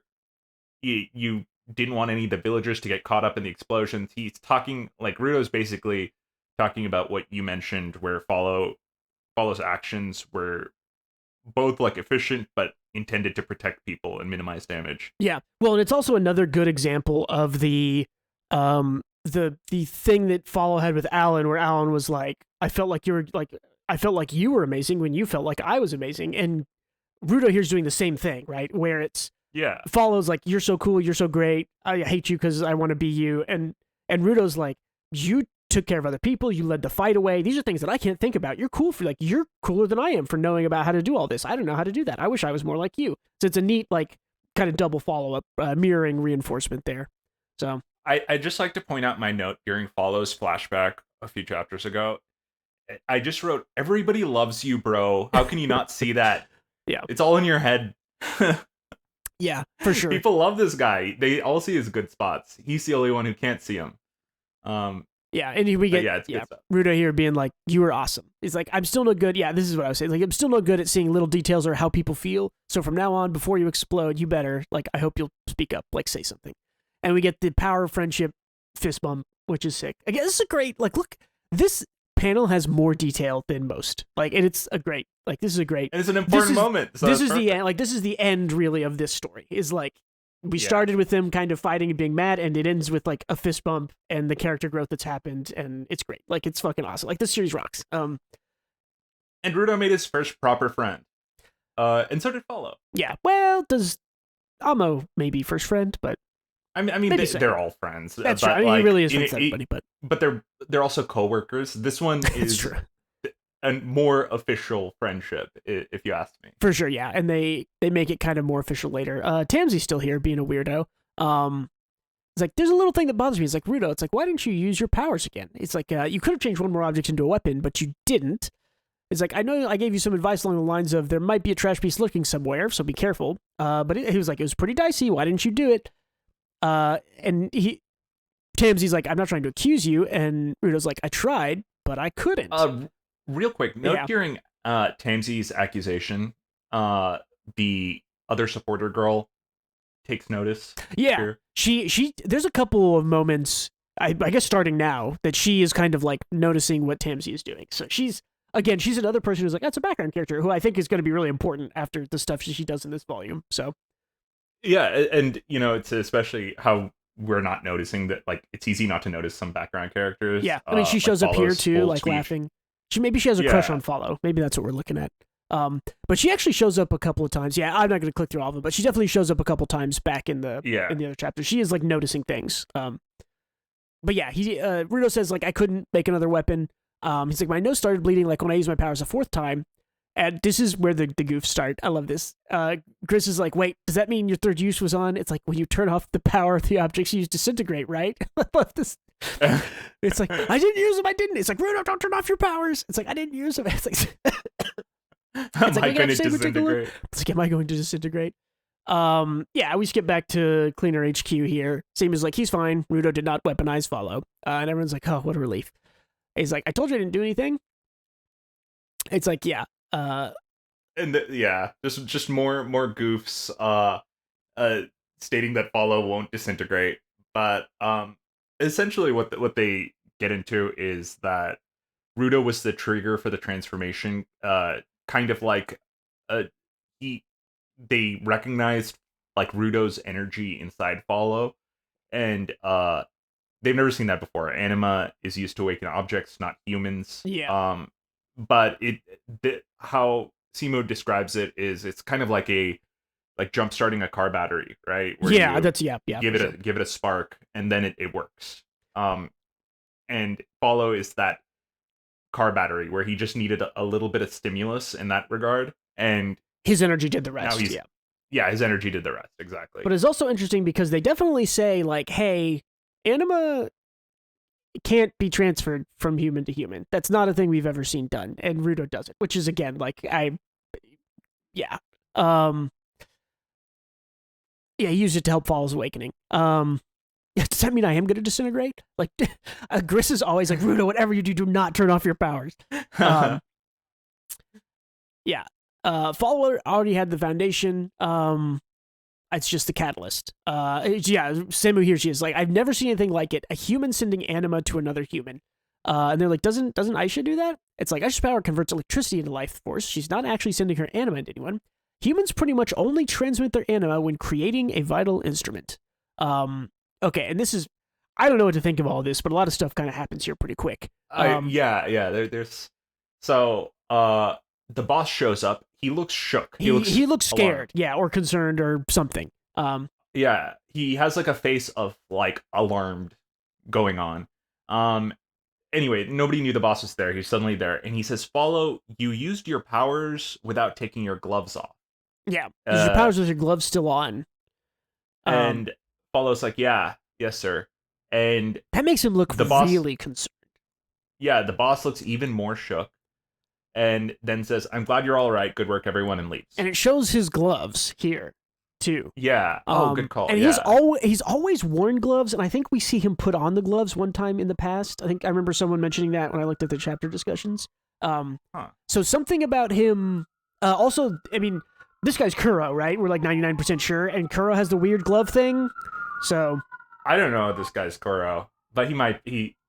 There's some kind of shared. There's a connection. There's a connection for sure. And Kuro has the weird glove thing, right? Of like he doesn't put his fingers in the gloves, but he wears them. So something here's going on with gloves and touch and I don't know. I don't know. I don't know what this is about. A lot of times I have predictions, but it is clearly logically like deconstructing that moment is like presumably with Follow's gloves on, he should not have been able to use giver powers. Right. I think that that's the implication. And I think that something here is that something about the boss's powers. He wears the gloves so that they don't activate, maybe, and he's concerned that it's possible now that they could, and that could be bad for everyone or bad for him. I don't know. Not quite enough details here, but this is an interesting seed that obviously will be explored eventually. Is this like you think this is like a who gives the givers situation, like where everybody's anima is funded by like the boss or someone else? I mean, maybe I don't think it's that. I think it's more likely that something about whatever his specific power is something maybe that he doesn't have control of when he touches people or something, or it's his whole body, right? Because he has the tattoos, kind of that the eyeball tattoo on his neck that looks around and stuff. So there might be something with like, if I ever touch someone skin to skin, it would activate, or the tattoo would jump from him to them. Like maybe he's here we go. Here's an in the moment one. The tattoos that are on him are like bad and possessing him, but he's keeping them controlled. But if he touched someone else, then they could jump to them, and then that would be bad. I don't know, something like that. That would be too insane for me. That would be too insane. We definitely just don't have enough info here, but it is interesting. Yeah. It just started an interesting thought of like, why is this a thing? Hey, I'm here for the crackpot theories. I have a few myself after this, but we'll talk about it in the conclusion. Yeah. Aisha here's gonna heal Follow. Follow's like, he's like, "Can I ask?" And he like asks for something special, and he gives himself cool ass scars to look sick. He looks badass, dude. Yeah, he looks awesome. And I think this is good because I think one of the reasons why Follow goes under the radar early is that he has a very simple design. And I think the scars make him, it makes him look more unique and more cool. And he like fits into the world better. Like he doesn't have tattoos. Yeah. He has like normal hair. He's like a normal, black haired dude. And now it's like, okay, he's got cool side scars. His hair looks different. He's a giver now. Like the whole thing, it changes who his character is even to bring him to the forefront. So I think it's great. Yeah. He's finally himself. Yeah. He says he wants to keep the scars to remember his failure and to remember the lesson he learned, right? Mm-hmm. And how happy he is to be a giver. Then he says, Rudo, let's be friends. They're real friends. Yeah, and we see that on Rudo's to-do list, one of the ones that we weren't shown was make friends. Make friends. So Follow's being just like a really sweet guy here. Yeah, for sure. Which is true, so true to himself, right? He's just a really good dude. Yeah, for sure. 129 here, 2 chapters left. But yeah, an interesting leading page here is actually, this is, I think like Rio's room, or maybe in her past room. I think this is a look into her past. This is 100% Rio's room. I think you're right. I think this is a look into her past. Well, maybe not, because this might be part of her, the bottom right thing here might be part of her cleaner uniform. I don't know. It's hard to tell. I think it is her past because of the bow. Potentially.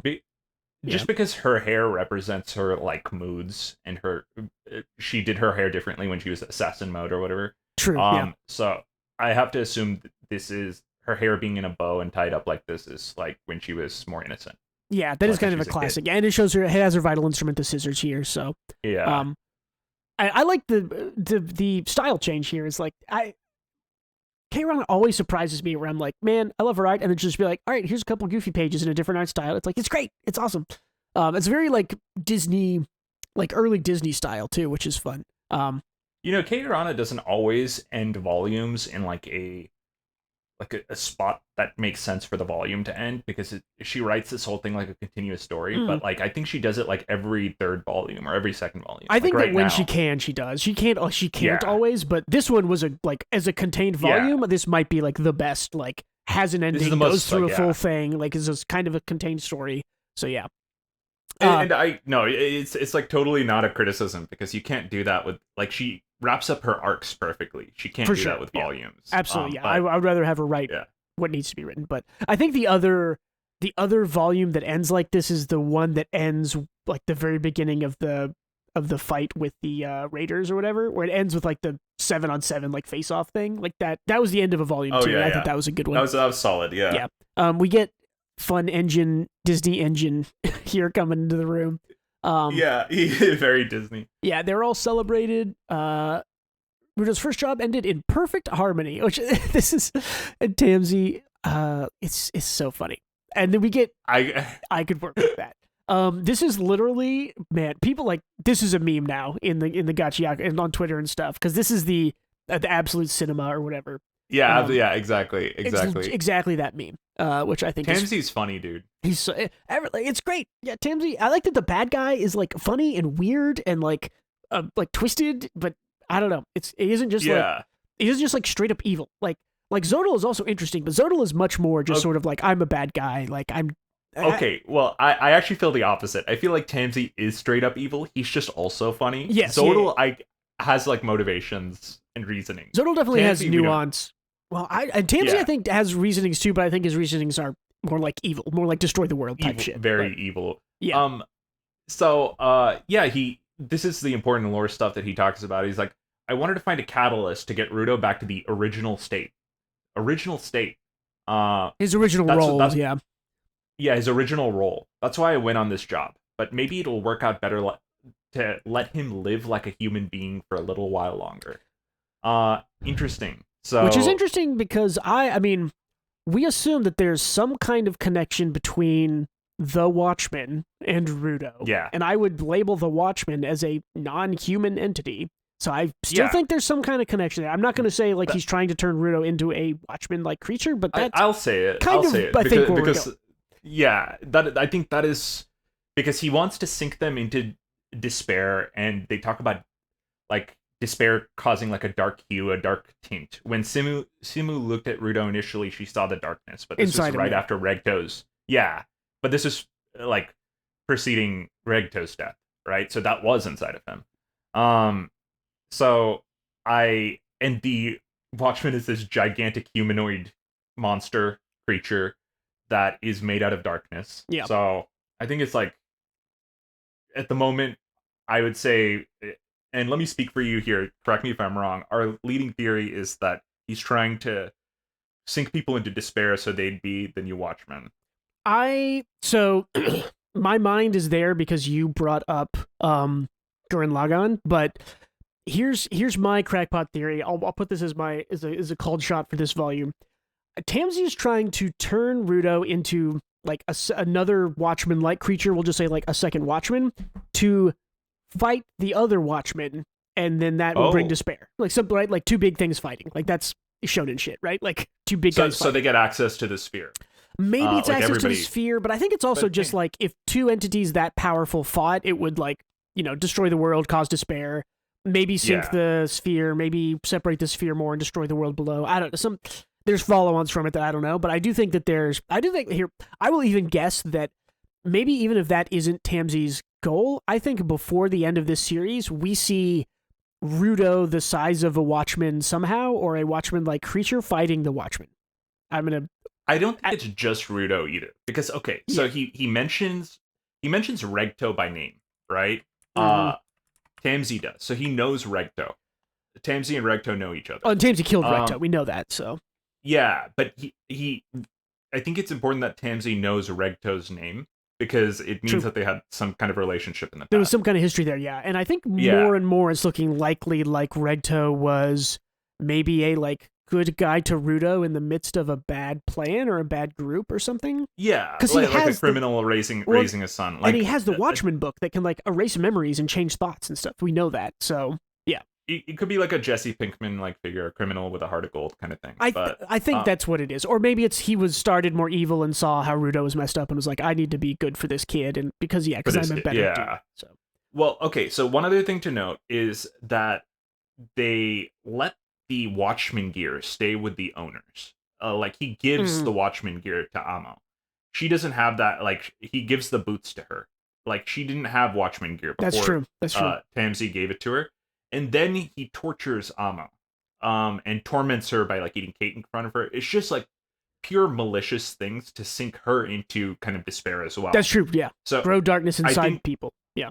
Yeah. So I think it's like he's doing this to all the people with the Watchmen gear, and we know that Watchmen gear corrupts the individual. Yeah. So or it takes a corrupted heart to even use Watchmen. It takes like a dark heart to use the Watchmen gear because Follow. Because it drives normal people insane. Yeah, when they swapped gear, Follow and Rudo, he like put the gloves on. It like almost drove him crazy. Like it was, I think was that Zanka? No, it was Follow, right? So it seems like and this is not even a theory, it seems like what Tamsi is doing is he's pushing Watchmen series owners into despair. Or that's his goal at the moment. You're blowing my mind. I'm going to follow on from that. What if Tamsi is the one responsible, the like very little we've seen of Zodal's backstory, where like his town gets destroyed and he has the coat? What if Tamsi did that? Very well, could or Tamsi or his group or whatever, right? Like we don't even know if he has a group, but like Tamsi could have done that and given him the thing, and like because Zodal is a guy who's absolutely like in despair, feels bad about stuff, is angry. Like he's the most kind of dark of all of the Watchmen owners that we know of right now. For sure.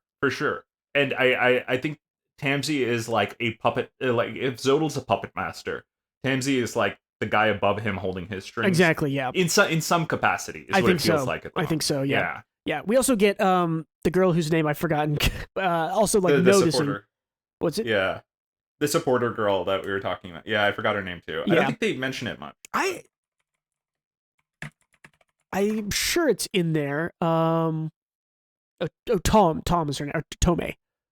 Tome, okay. Yeah, I think they bring that up at some point. But yeah, she's noticing. So I think that she's our she's gonna be our eyes to figure out inside the cleaners that Tamsi's up to something. Because nobody really knows. Well, yet. But Tamsi is about to go fuck shit up, so we'll see. But yeah, Tamsi walks off here with like the higher he flies, the more it's gonna hurt when he falls. Like, oh yeah, if he makes a bunch of friends and does a bunch of good stuff, like when I take all those people from him, it's gonna break him even harder. Right. Okay, back to good stuff. We're kind of telling Engine the story here. It's like, so Rudo helped Follow turn into a giver. It's like, so Follow's gonna disintegrate. It's like apparently he's okay because Rudo didn't turn him into a weapon. It's like, damn it, Rudo, I take my eyes off you for 2 seconds and you turn out more mysteries.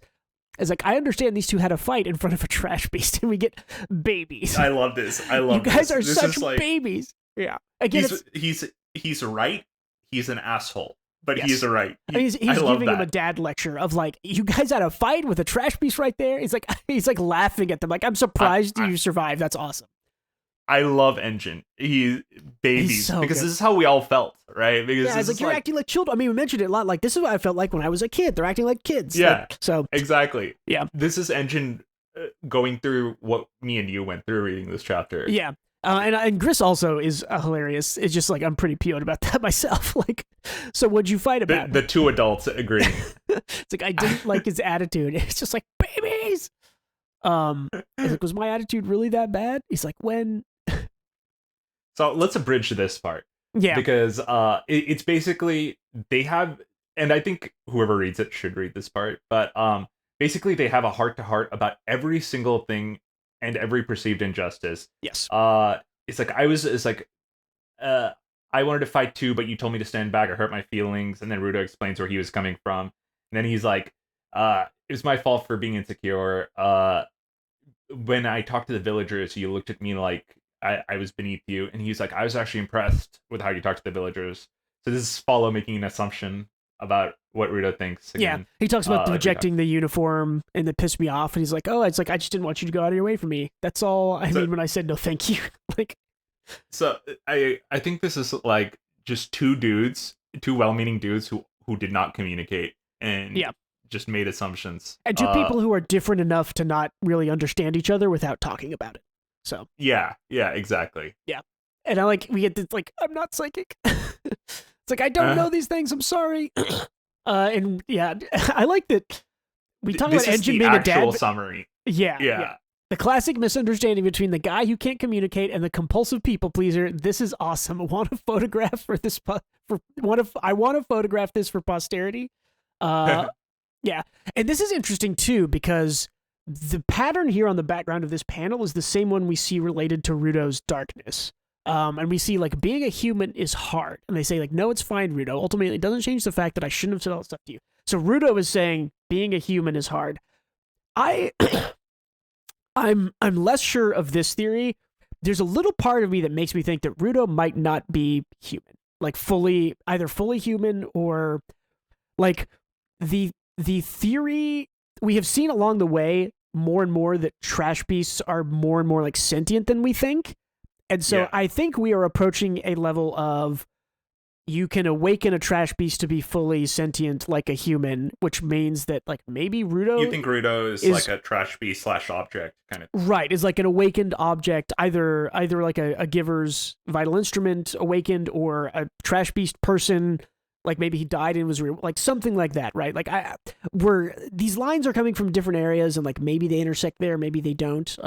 There's still the kind of the thing that, like, maybe the Watchmen... Yeah, I don't know. But definitely this is important. This is a very small visual hint, but, like, this is the pattern from Rudo's darkness, and Rudo says being a human is hard. And, like, I don't know, that rings bells in my mind, so. And Dempsey did say, let's let him... Pretend to keep being a human. Pretend to be human. Yeah, pretend to keep being a human being. And it's like, if he's pretending of being a human being, what is he really? So... You know, I think it's interesting because you could very well be right, but that statement can go, like, both ways, and I think it's intentionally set up to go both ways, where either it's implying Rudo's not a human, or it's implying that he'll let Rudo live his, like, normal everyday life for now. Yeah, for sure. I think you're definitely supposed to assume it's that second one. It's like, oh, I'll let him keep playing it, haha, being a human. But I don't know. I think there's lots of hints. It felt like a double meaning, right? For sure. I definitely think that this is a double meaning thing. I don't necessarily think the answer is Rudo is not a person. He's an awakened beast or a trash beast or a vital instrument. Like, I don't know if that's where it gets us, but I do think that something else is going on with Rudo and his quote-unquote humanity, whether it's the evil inside him or something else. Yeah. Just not sure what. For sure, yeah. Yeah, but more discussion of how it's going. It's like, don't take this the wrong way. I don't expect you to live your whole life worrying about every member of the Faceless Mob. Again, he calls himself the Faceless Mob. It's like, you don't always use enough words, but you're sincere, so I'm sure you can save people with the things you do say. And then the dads do a little bit of dad preaching. It's like, in other words, you have to find balance. It's like, anyways, Follows the Giver now. There are a lot of things about this that make me nervous. We'll have to figure it out while analyzing Follow's powers and yours too, Rudo. And so, and they invite Follow to join Akuta, which is Engine's team. And I think Urana noticed they barely say the name because she has a little joke where Rudo's like, "What team am I on?" Yeah, what team am I on? And it's like, you're on Akuta. You're on Akuta. Yeah. It's like, as you know, for the cleaners to organize, you join the team. Like, Akuta's the group I'm in charge of. It's also interesting because we didn't know, I think, that Aisha in Shikage, who is the giver who is, like, in charge of protecting HQ, has, like, whatever that is. We didn't know that they were apart. We knew that it was Engine, Rio, Zanka, and Rudo, but... yeah, I guess I saw Aisha more on, like, the August side of things, where they were, like, they do, like, internal jobs, and they are part of no team because they support all teams. But, yeah, okay, or she's part of the team. I would have assumed Team Front, because Team Front is the one that's, like, at the base most of the time, like Samu and stuff, but...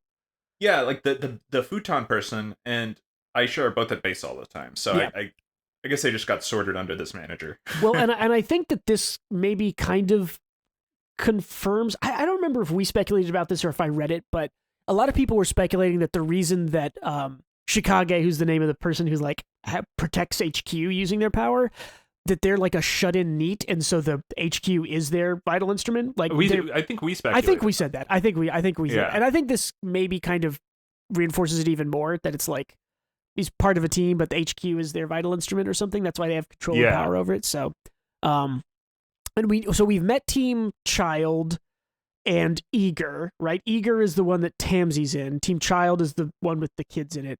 I don't think we've met Danger or Beauty or anybody from those.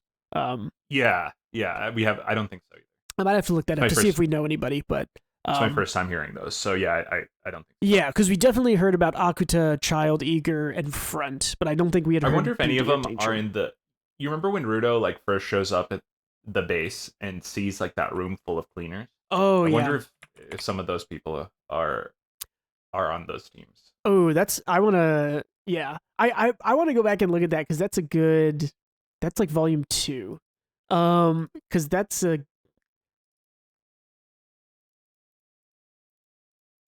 Because that's an interesting thing when he sees it because everyone in this picture is a real.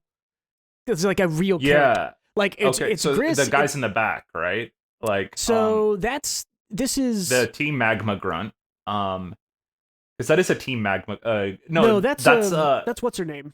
That's the weird Guida. one that turns into a dinosaur. Yeah, Guida. this is Guida. Yeah. It's Guida. So we don't know like the motorcycle helmet guy. This is Tamsy with the bun here, right? Yeah. And then is the big guy? We don't. No, that's not Delman. Is it not Delman? That's the new guy. Yeah. Yeah. The others are more nondescript. Like I don't know if Left and if those are real characters, but it is cool to see like volume 2. It actually has a bunch of characters that we meet later on, right? Like that is Tamsy. This is Guida. And then this is Shikage, who we don't even know, and then Gris and Dear Santa and Dear Bro Cool Santa. Yeah. Or Bro Santa. Bro Santa. Yeah. It's cool that they're all there. So I definitely want to go look at that. Cool, but yeah. We get this kind of like, I decided a long time ago, Follow saying this, if I ever got to be a giver, I wanted to show everybody who talks back about supporters that they're wrong. I love the setting of this, of what's his name coming in. It's like, that's why August just lurching in. It's like, so I'd like to stay with support. And he's like, it's like, you don't want a giver uniform? It's like, just for you, I already had it made and you don't want it? It's like, and he does get the cool uniform, so we are not, August is not let down. I like his uniform a lot. It's cool. They're all cool. They're all great. Yeah. And he says this represents round 2 of the cleaner uniform update. I think everyone's going to get new uniforms. Yeah, dude. And this is like, again, one of the things that K-Rana is like amazing at is just like characters in different outfits and like all the time. Yeah, I love that. Minor spoilers for when we start the next arc, but everyone is in a different outfit and it's awesome.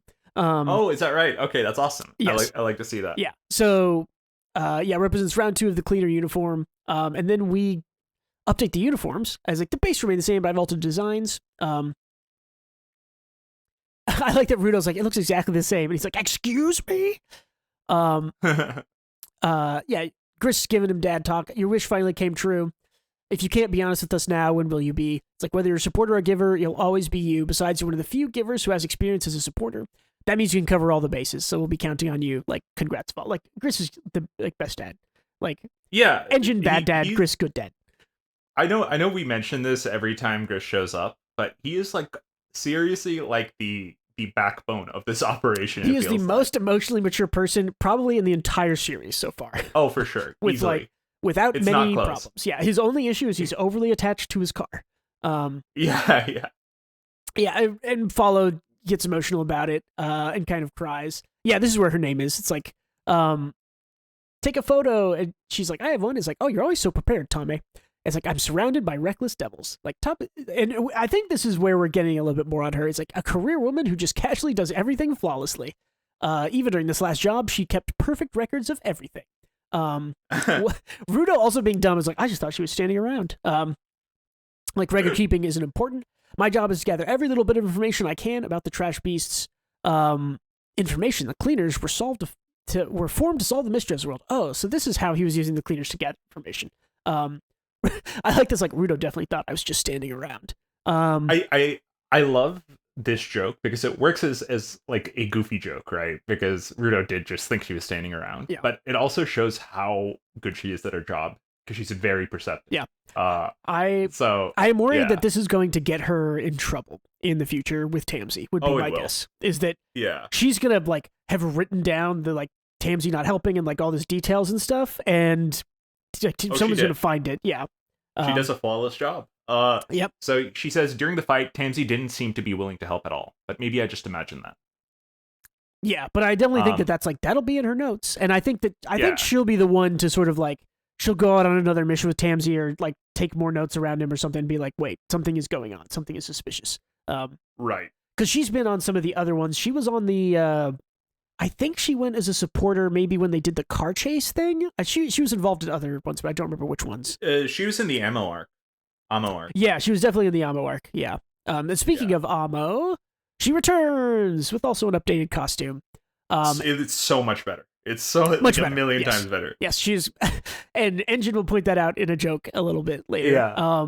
It's like Ammo. She also has coincidentally. It's Goth Lolita, right? That's the style. Yes, that would be definitely the style she's rocking here. It fits. And they're all like blown away. I like Rudo in the bottom corner is like absolutely getting blown away.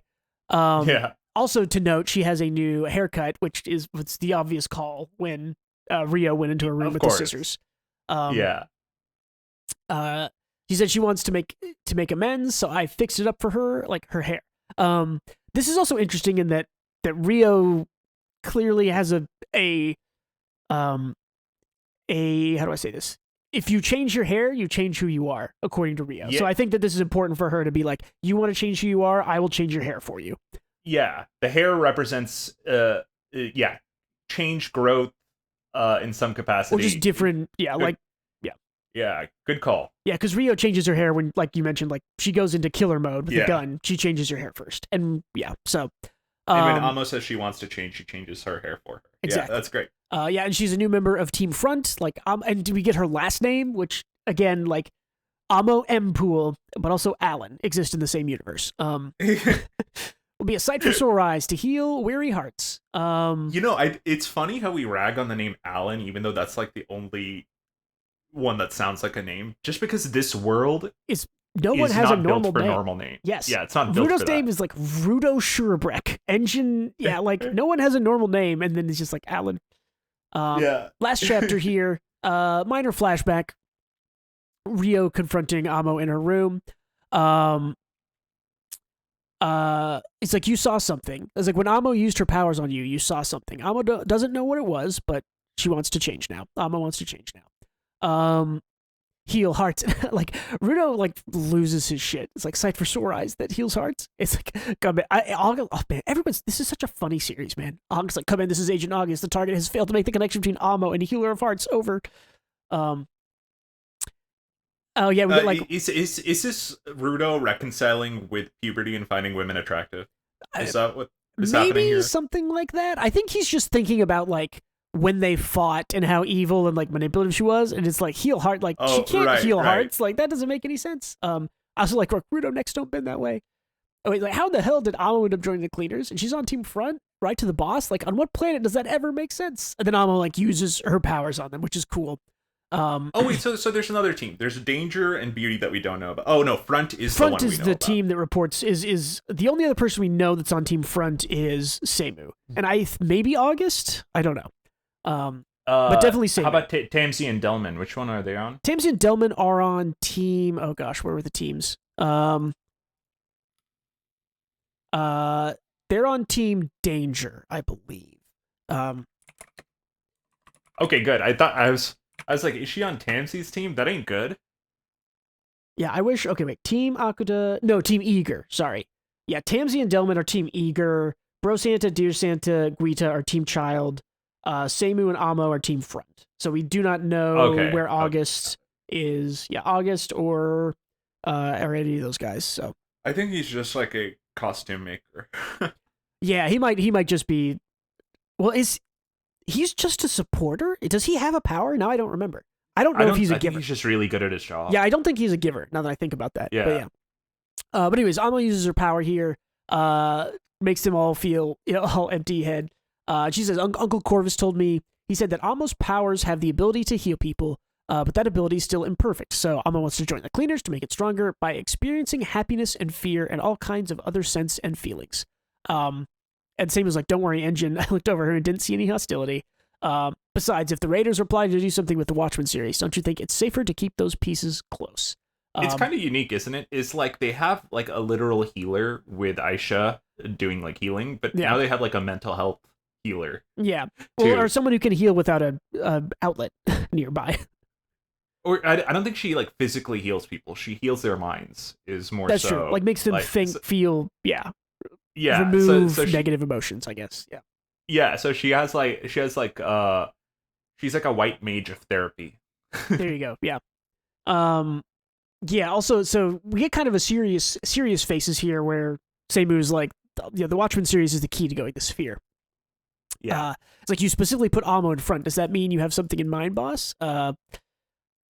This is, I think, like a weird cutaway to Seimu talking to the boss. So, I think it's just her thoughts, like her speculating.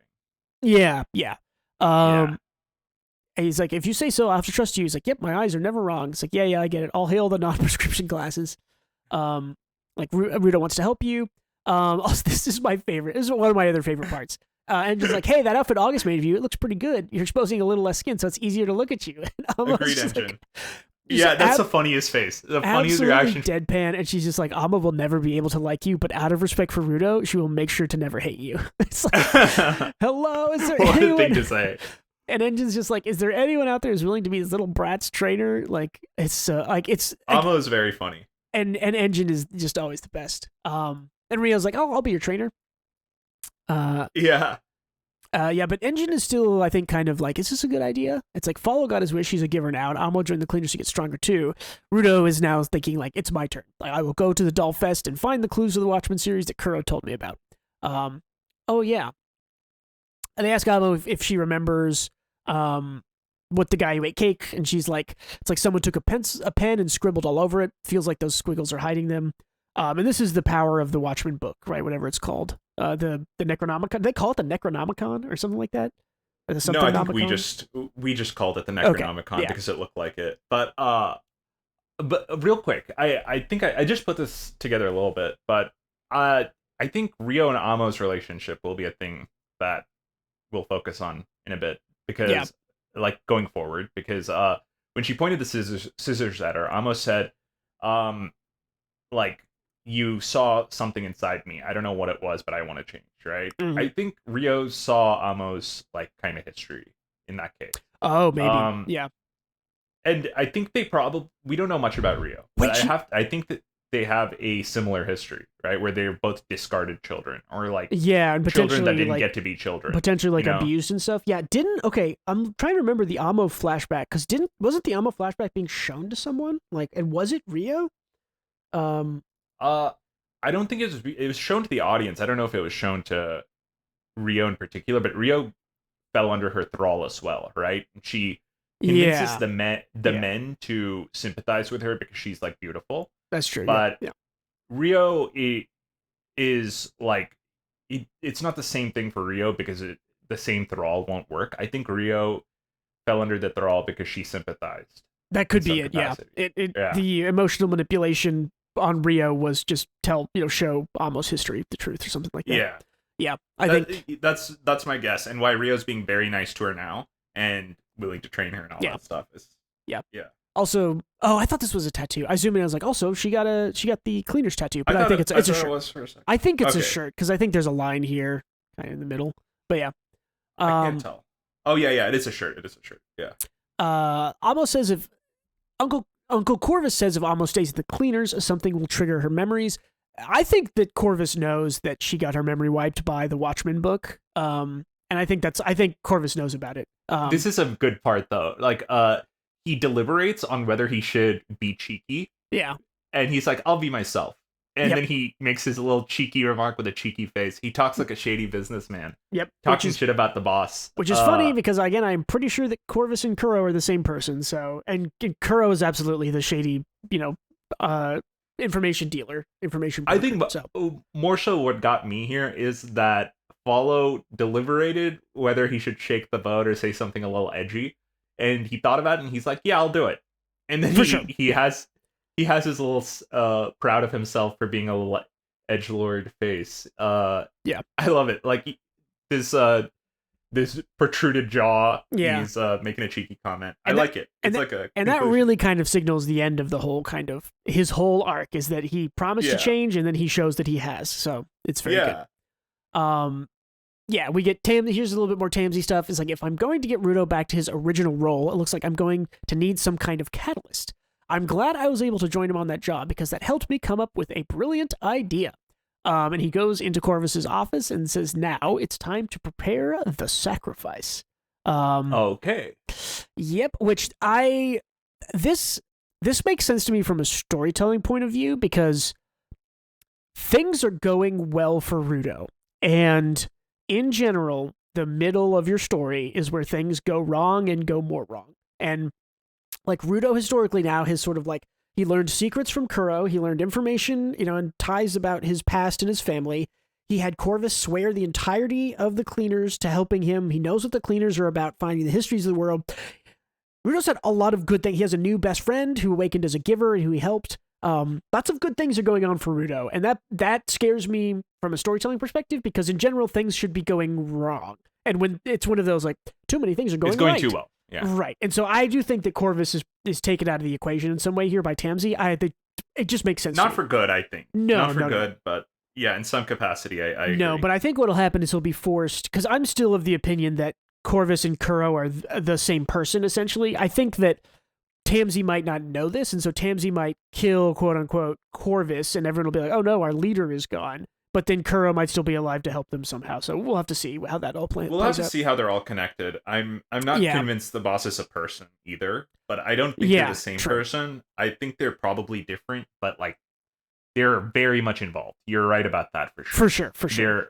Yeah, so we'll see what the sacrifice he's talking about means. Yeah.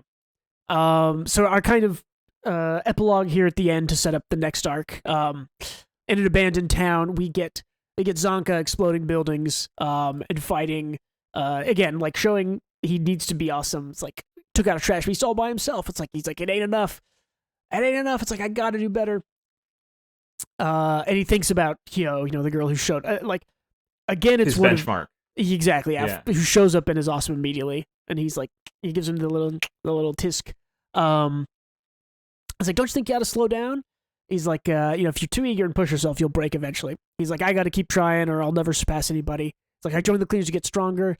I ain't getting far enough to stop yet. And they're like, hey man, relax. Go to the Halloween party. Like we're not going, but why don't you go to the Doll Fest for a nice change of pace? And he's like, I ain't got time for that. They're like, engine's going. And he's like, I might have time for that. Yeah. and I think following the follow arc, and how, like, Follow's rival, he's just making assumptions about how his rival feels. He's using someone else as a benchmark to compare himself an external to motivator instead of an internal one. Yeah. So this is like our parallel with Zanka here, with a very similar arc going on, and we're seeing after the Follow stuff that this mindset is not correct, right? Yeah. Well, and I definitely think that what we've seen of Zanka so far is we have been informed of why he is the way he is, but he has not grown past it. Because definitely in the fight with Jabber, like, he loses and he doesn't really grow anytime during that. He just says, I still have to be better. I have to be better. So it makes him more neurotically train harder. Exactly. Yeah, like we see here. To the extreme. And again, with Follow's arc, we didn't know what the rival's thoughts were until the very end, where we saw him depressed.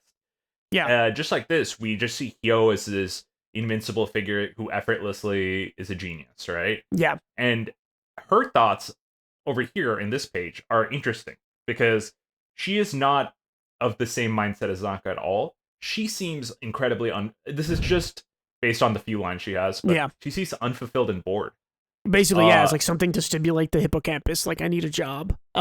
She's going from job to job and just looking to be unbored because she doesn't have anything in her life that is stimulating to her. Yeah, and I think that that's from a lack of challenge. And I think that this is a sort of like curse of being the best at chess, is that no one can beat you in chess, and you're like that kind of thing, where she's just like, nothing challenge. Like, where do I go for a challenge or a fight or whatever? I actually don't think that's it. You don't? What I think it is going on, and we, like, of course nobody knows actually what's going on, but this is my guess, right? I think it's that she was trained as like a child soldier, and she doesn't have goals. She's just a tool. She Yeah. just she's taking jobs because that is the only thing in her life that's interesting. Yeah. Well, Uh it and could it, also be a um when you are just sort of used as a tool and told what to do all the time, you don't develop, like, she doesn't know what she wants, maybe. She has not oh, learned to totally. go after what she wants to do to stimulate herself mentally or whatever. So, This is based off a few lines of dialogue, but I think it's right. We'll see in the next volume because she'll be in it. yeah, for sure. And that is the end of volume 15 of Gachiakuta. So, any final thoughts, any reviews, any guesses for the future, Gautam? Uh, yeah, I think we see Zanka's arc like come to a head in this next volume. Mm, Um, and I think we see like similar beats as Follow's arc, but played in a different way, probably. yeah. I loved Follow's arc. I thought it was great. And I think Kei Urana is amazing in that she showed primarily the negative points of Follow this whole volume, like what makes his character not the great guy we think he is, right? The parts of him that he hates about himself. And I think we came out of it liking Follow even more than we did previously. Well, and Uh I think that's the genius, and we mentioned it when we are talking about it, but I think that's the genius of like showing him that he has issues, but that he's good at his core of like still wanting to like yeah. help his younger friend when he's little and give her his scarf and stuff like that. Like that's masterful writing. So Yeah, and his like life of juggling his need for external validation versus his like impulse to do good is like which of it is real, which one takes priority. Like it's and also I think the ultimate lesson being don't make assumptions about other people. Um Men just talk it out. yeah, it's Like pretty much. Maybe yeah. this is Kei Urana yelling like boys need to talk their feelings out. That's Yeah, all this this is is. the boys need therapy Yeah. volume of Gachi. But no, I loved it. I thought it was great. I This thought is Follow yeah. was so relatable. As like I mentioned earlier, this is maybe not my favorite volume, but I think as a self-contained sort of like story from start to end, this was one of the best. Like it just kind of covers a whole single thing and is really good. So I really like this volume. I think I would have been frustrated reading this week to week.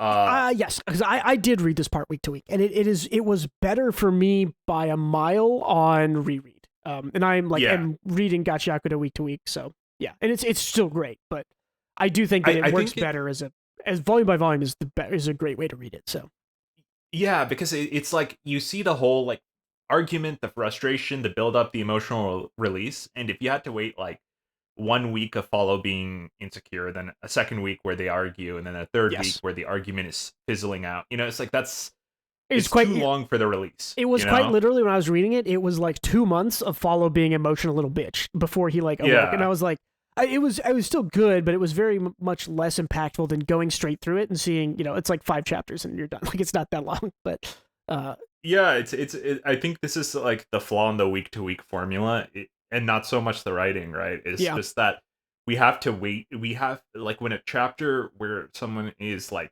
speaking about their insecurities comes out. This is like a chapter you're not reading action, yeah, where and then you have to wait one more week for falling action from the drama that was just revealed, and yeah. I mean, and there's only really one chapter here where they fight the trash beast that has act. There's like a little bit at the start, but um, and I like the trash beast fight was cool, but there's yeah.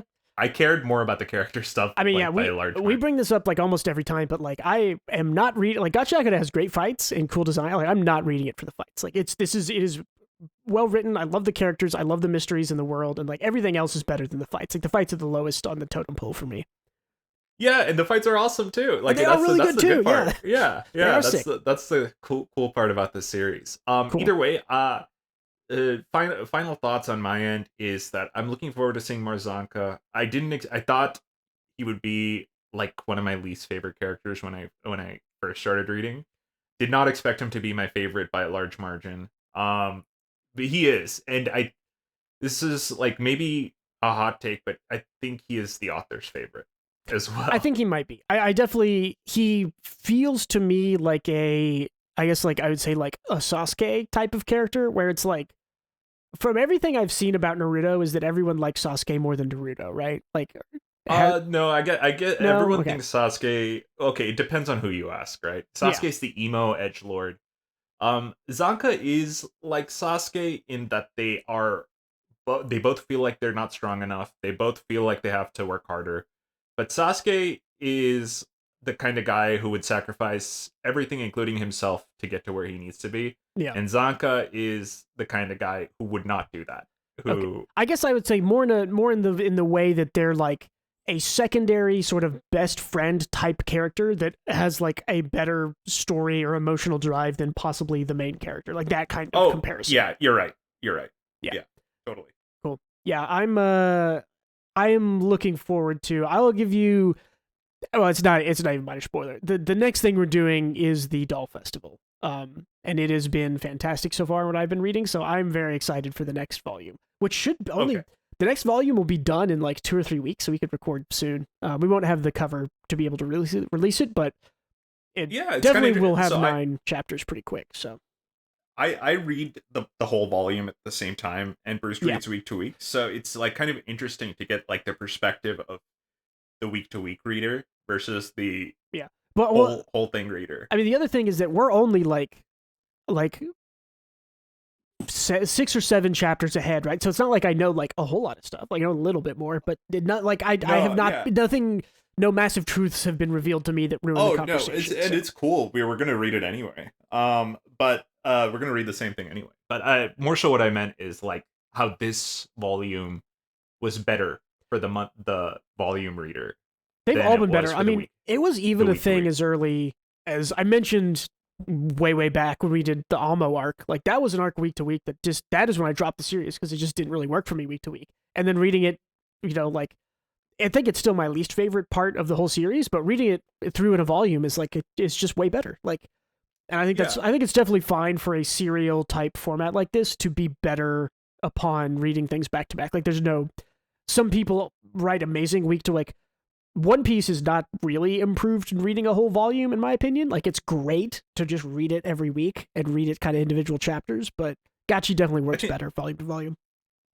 Oda's kind of he's like very good about how he paces every individual chapter. I don't know how he does it so well. I don't think anyone else does aside from Arakawa to that capacity. It's just Oda and Arakawa, in my opinion, that can make every individual chapter feel insanely dense. But yeah, that's not default Urana. I think she does masterclass work. She's doing her way of doing it also works, and it's great. So yeah, it reads perfectly volume to volume. Yeah, so. I like every volume we read. This rises up my list of like the best things being published right now. Like it's fantastic. So yeah, it's great. It's nuanced and. Yeah, like we keep mentioning, she just gets it, man. She's just good at everything. She's like an amazing artist, an amazing designer, a great writer, a great character writer. It's great. Hey, dude, we shouldn't call her a genius because we turn into Zanka. We turn into the people in Zanka's art. That's true. I'm so jealous. I'm so bad because she's so good. Cool. Anything else you want to cover, go over, comment on? No. I had a great time. Cool. Hey, let's get out of here then. Thanks everyone again for listening or watching. Please stick around, continue discussions. We'll be doing those as volumes come out. Be sure to check out the Patreon if you want to support what we do and maybe get a few more book clubs throughout the year. Check out Twitter, thoughts and posts. If you are a weekly manga reader, be sure to check out our other podcast episodes. We are also currently doing a read-through of the Apothecary Diaries manga. That will also be going up, so check that out. All that stuff, yeah. And hey, I think that is it for this episode of the GACHIAKUTA Book Club read-through. Next time will be volume 16. So hey, adios, everybody. See you later. And don't forget to read more manga.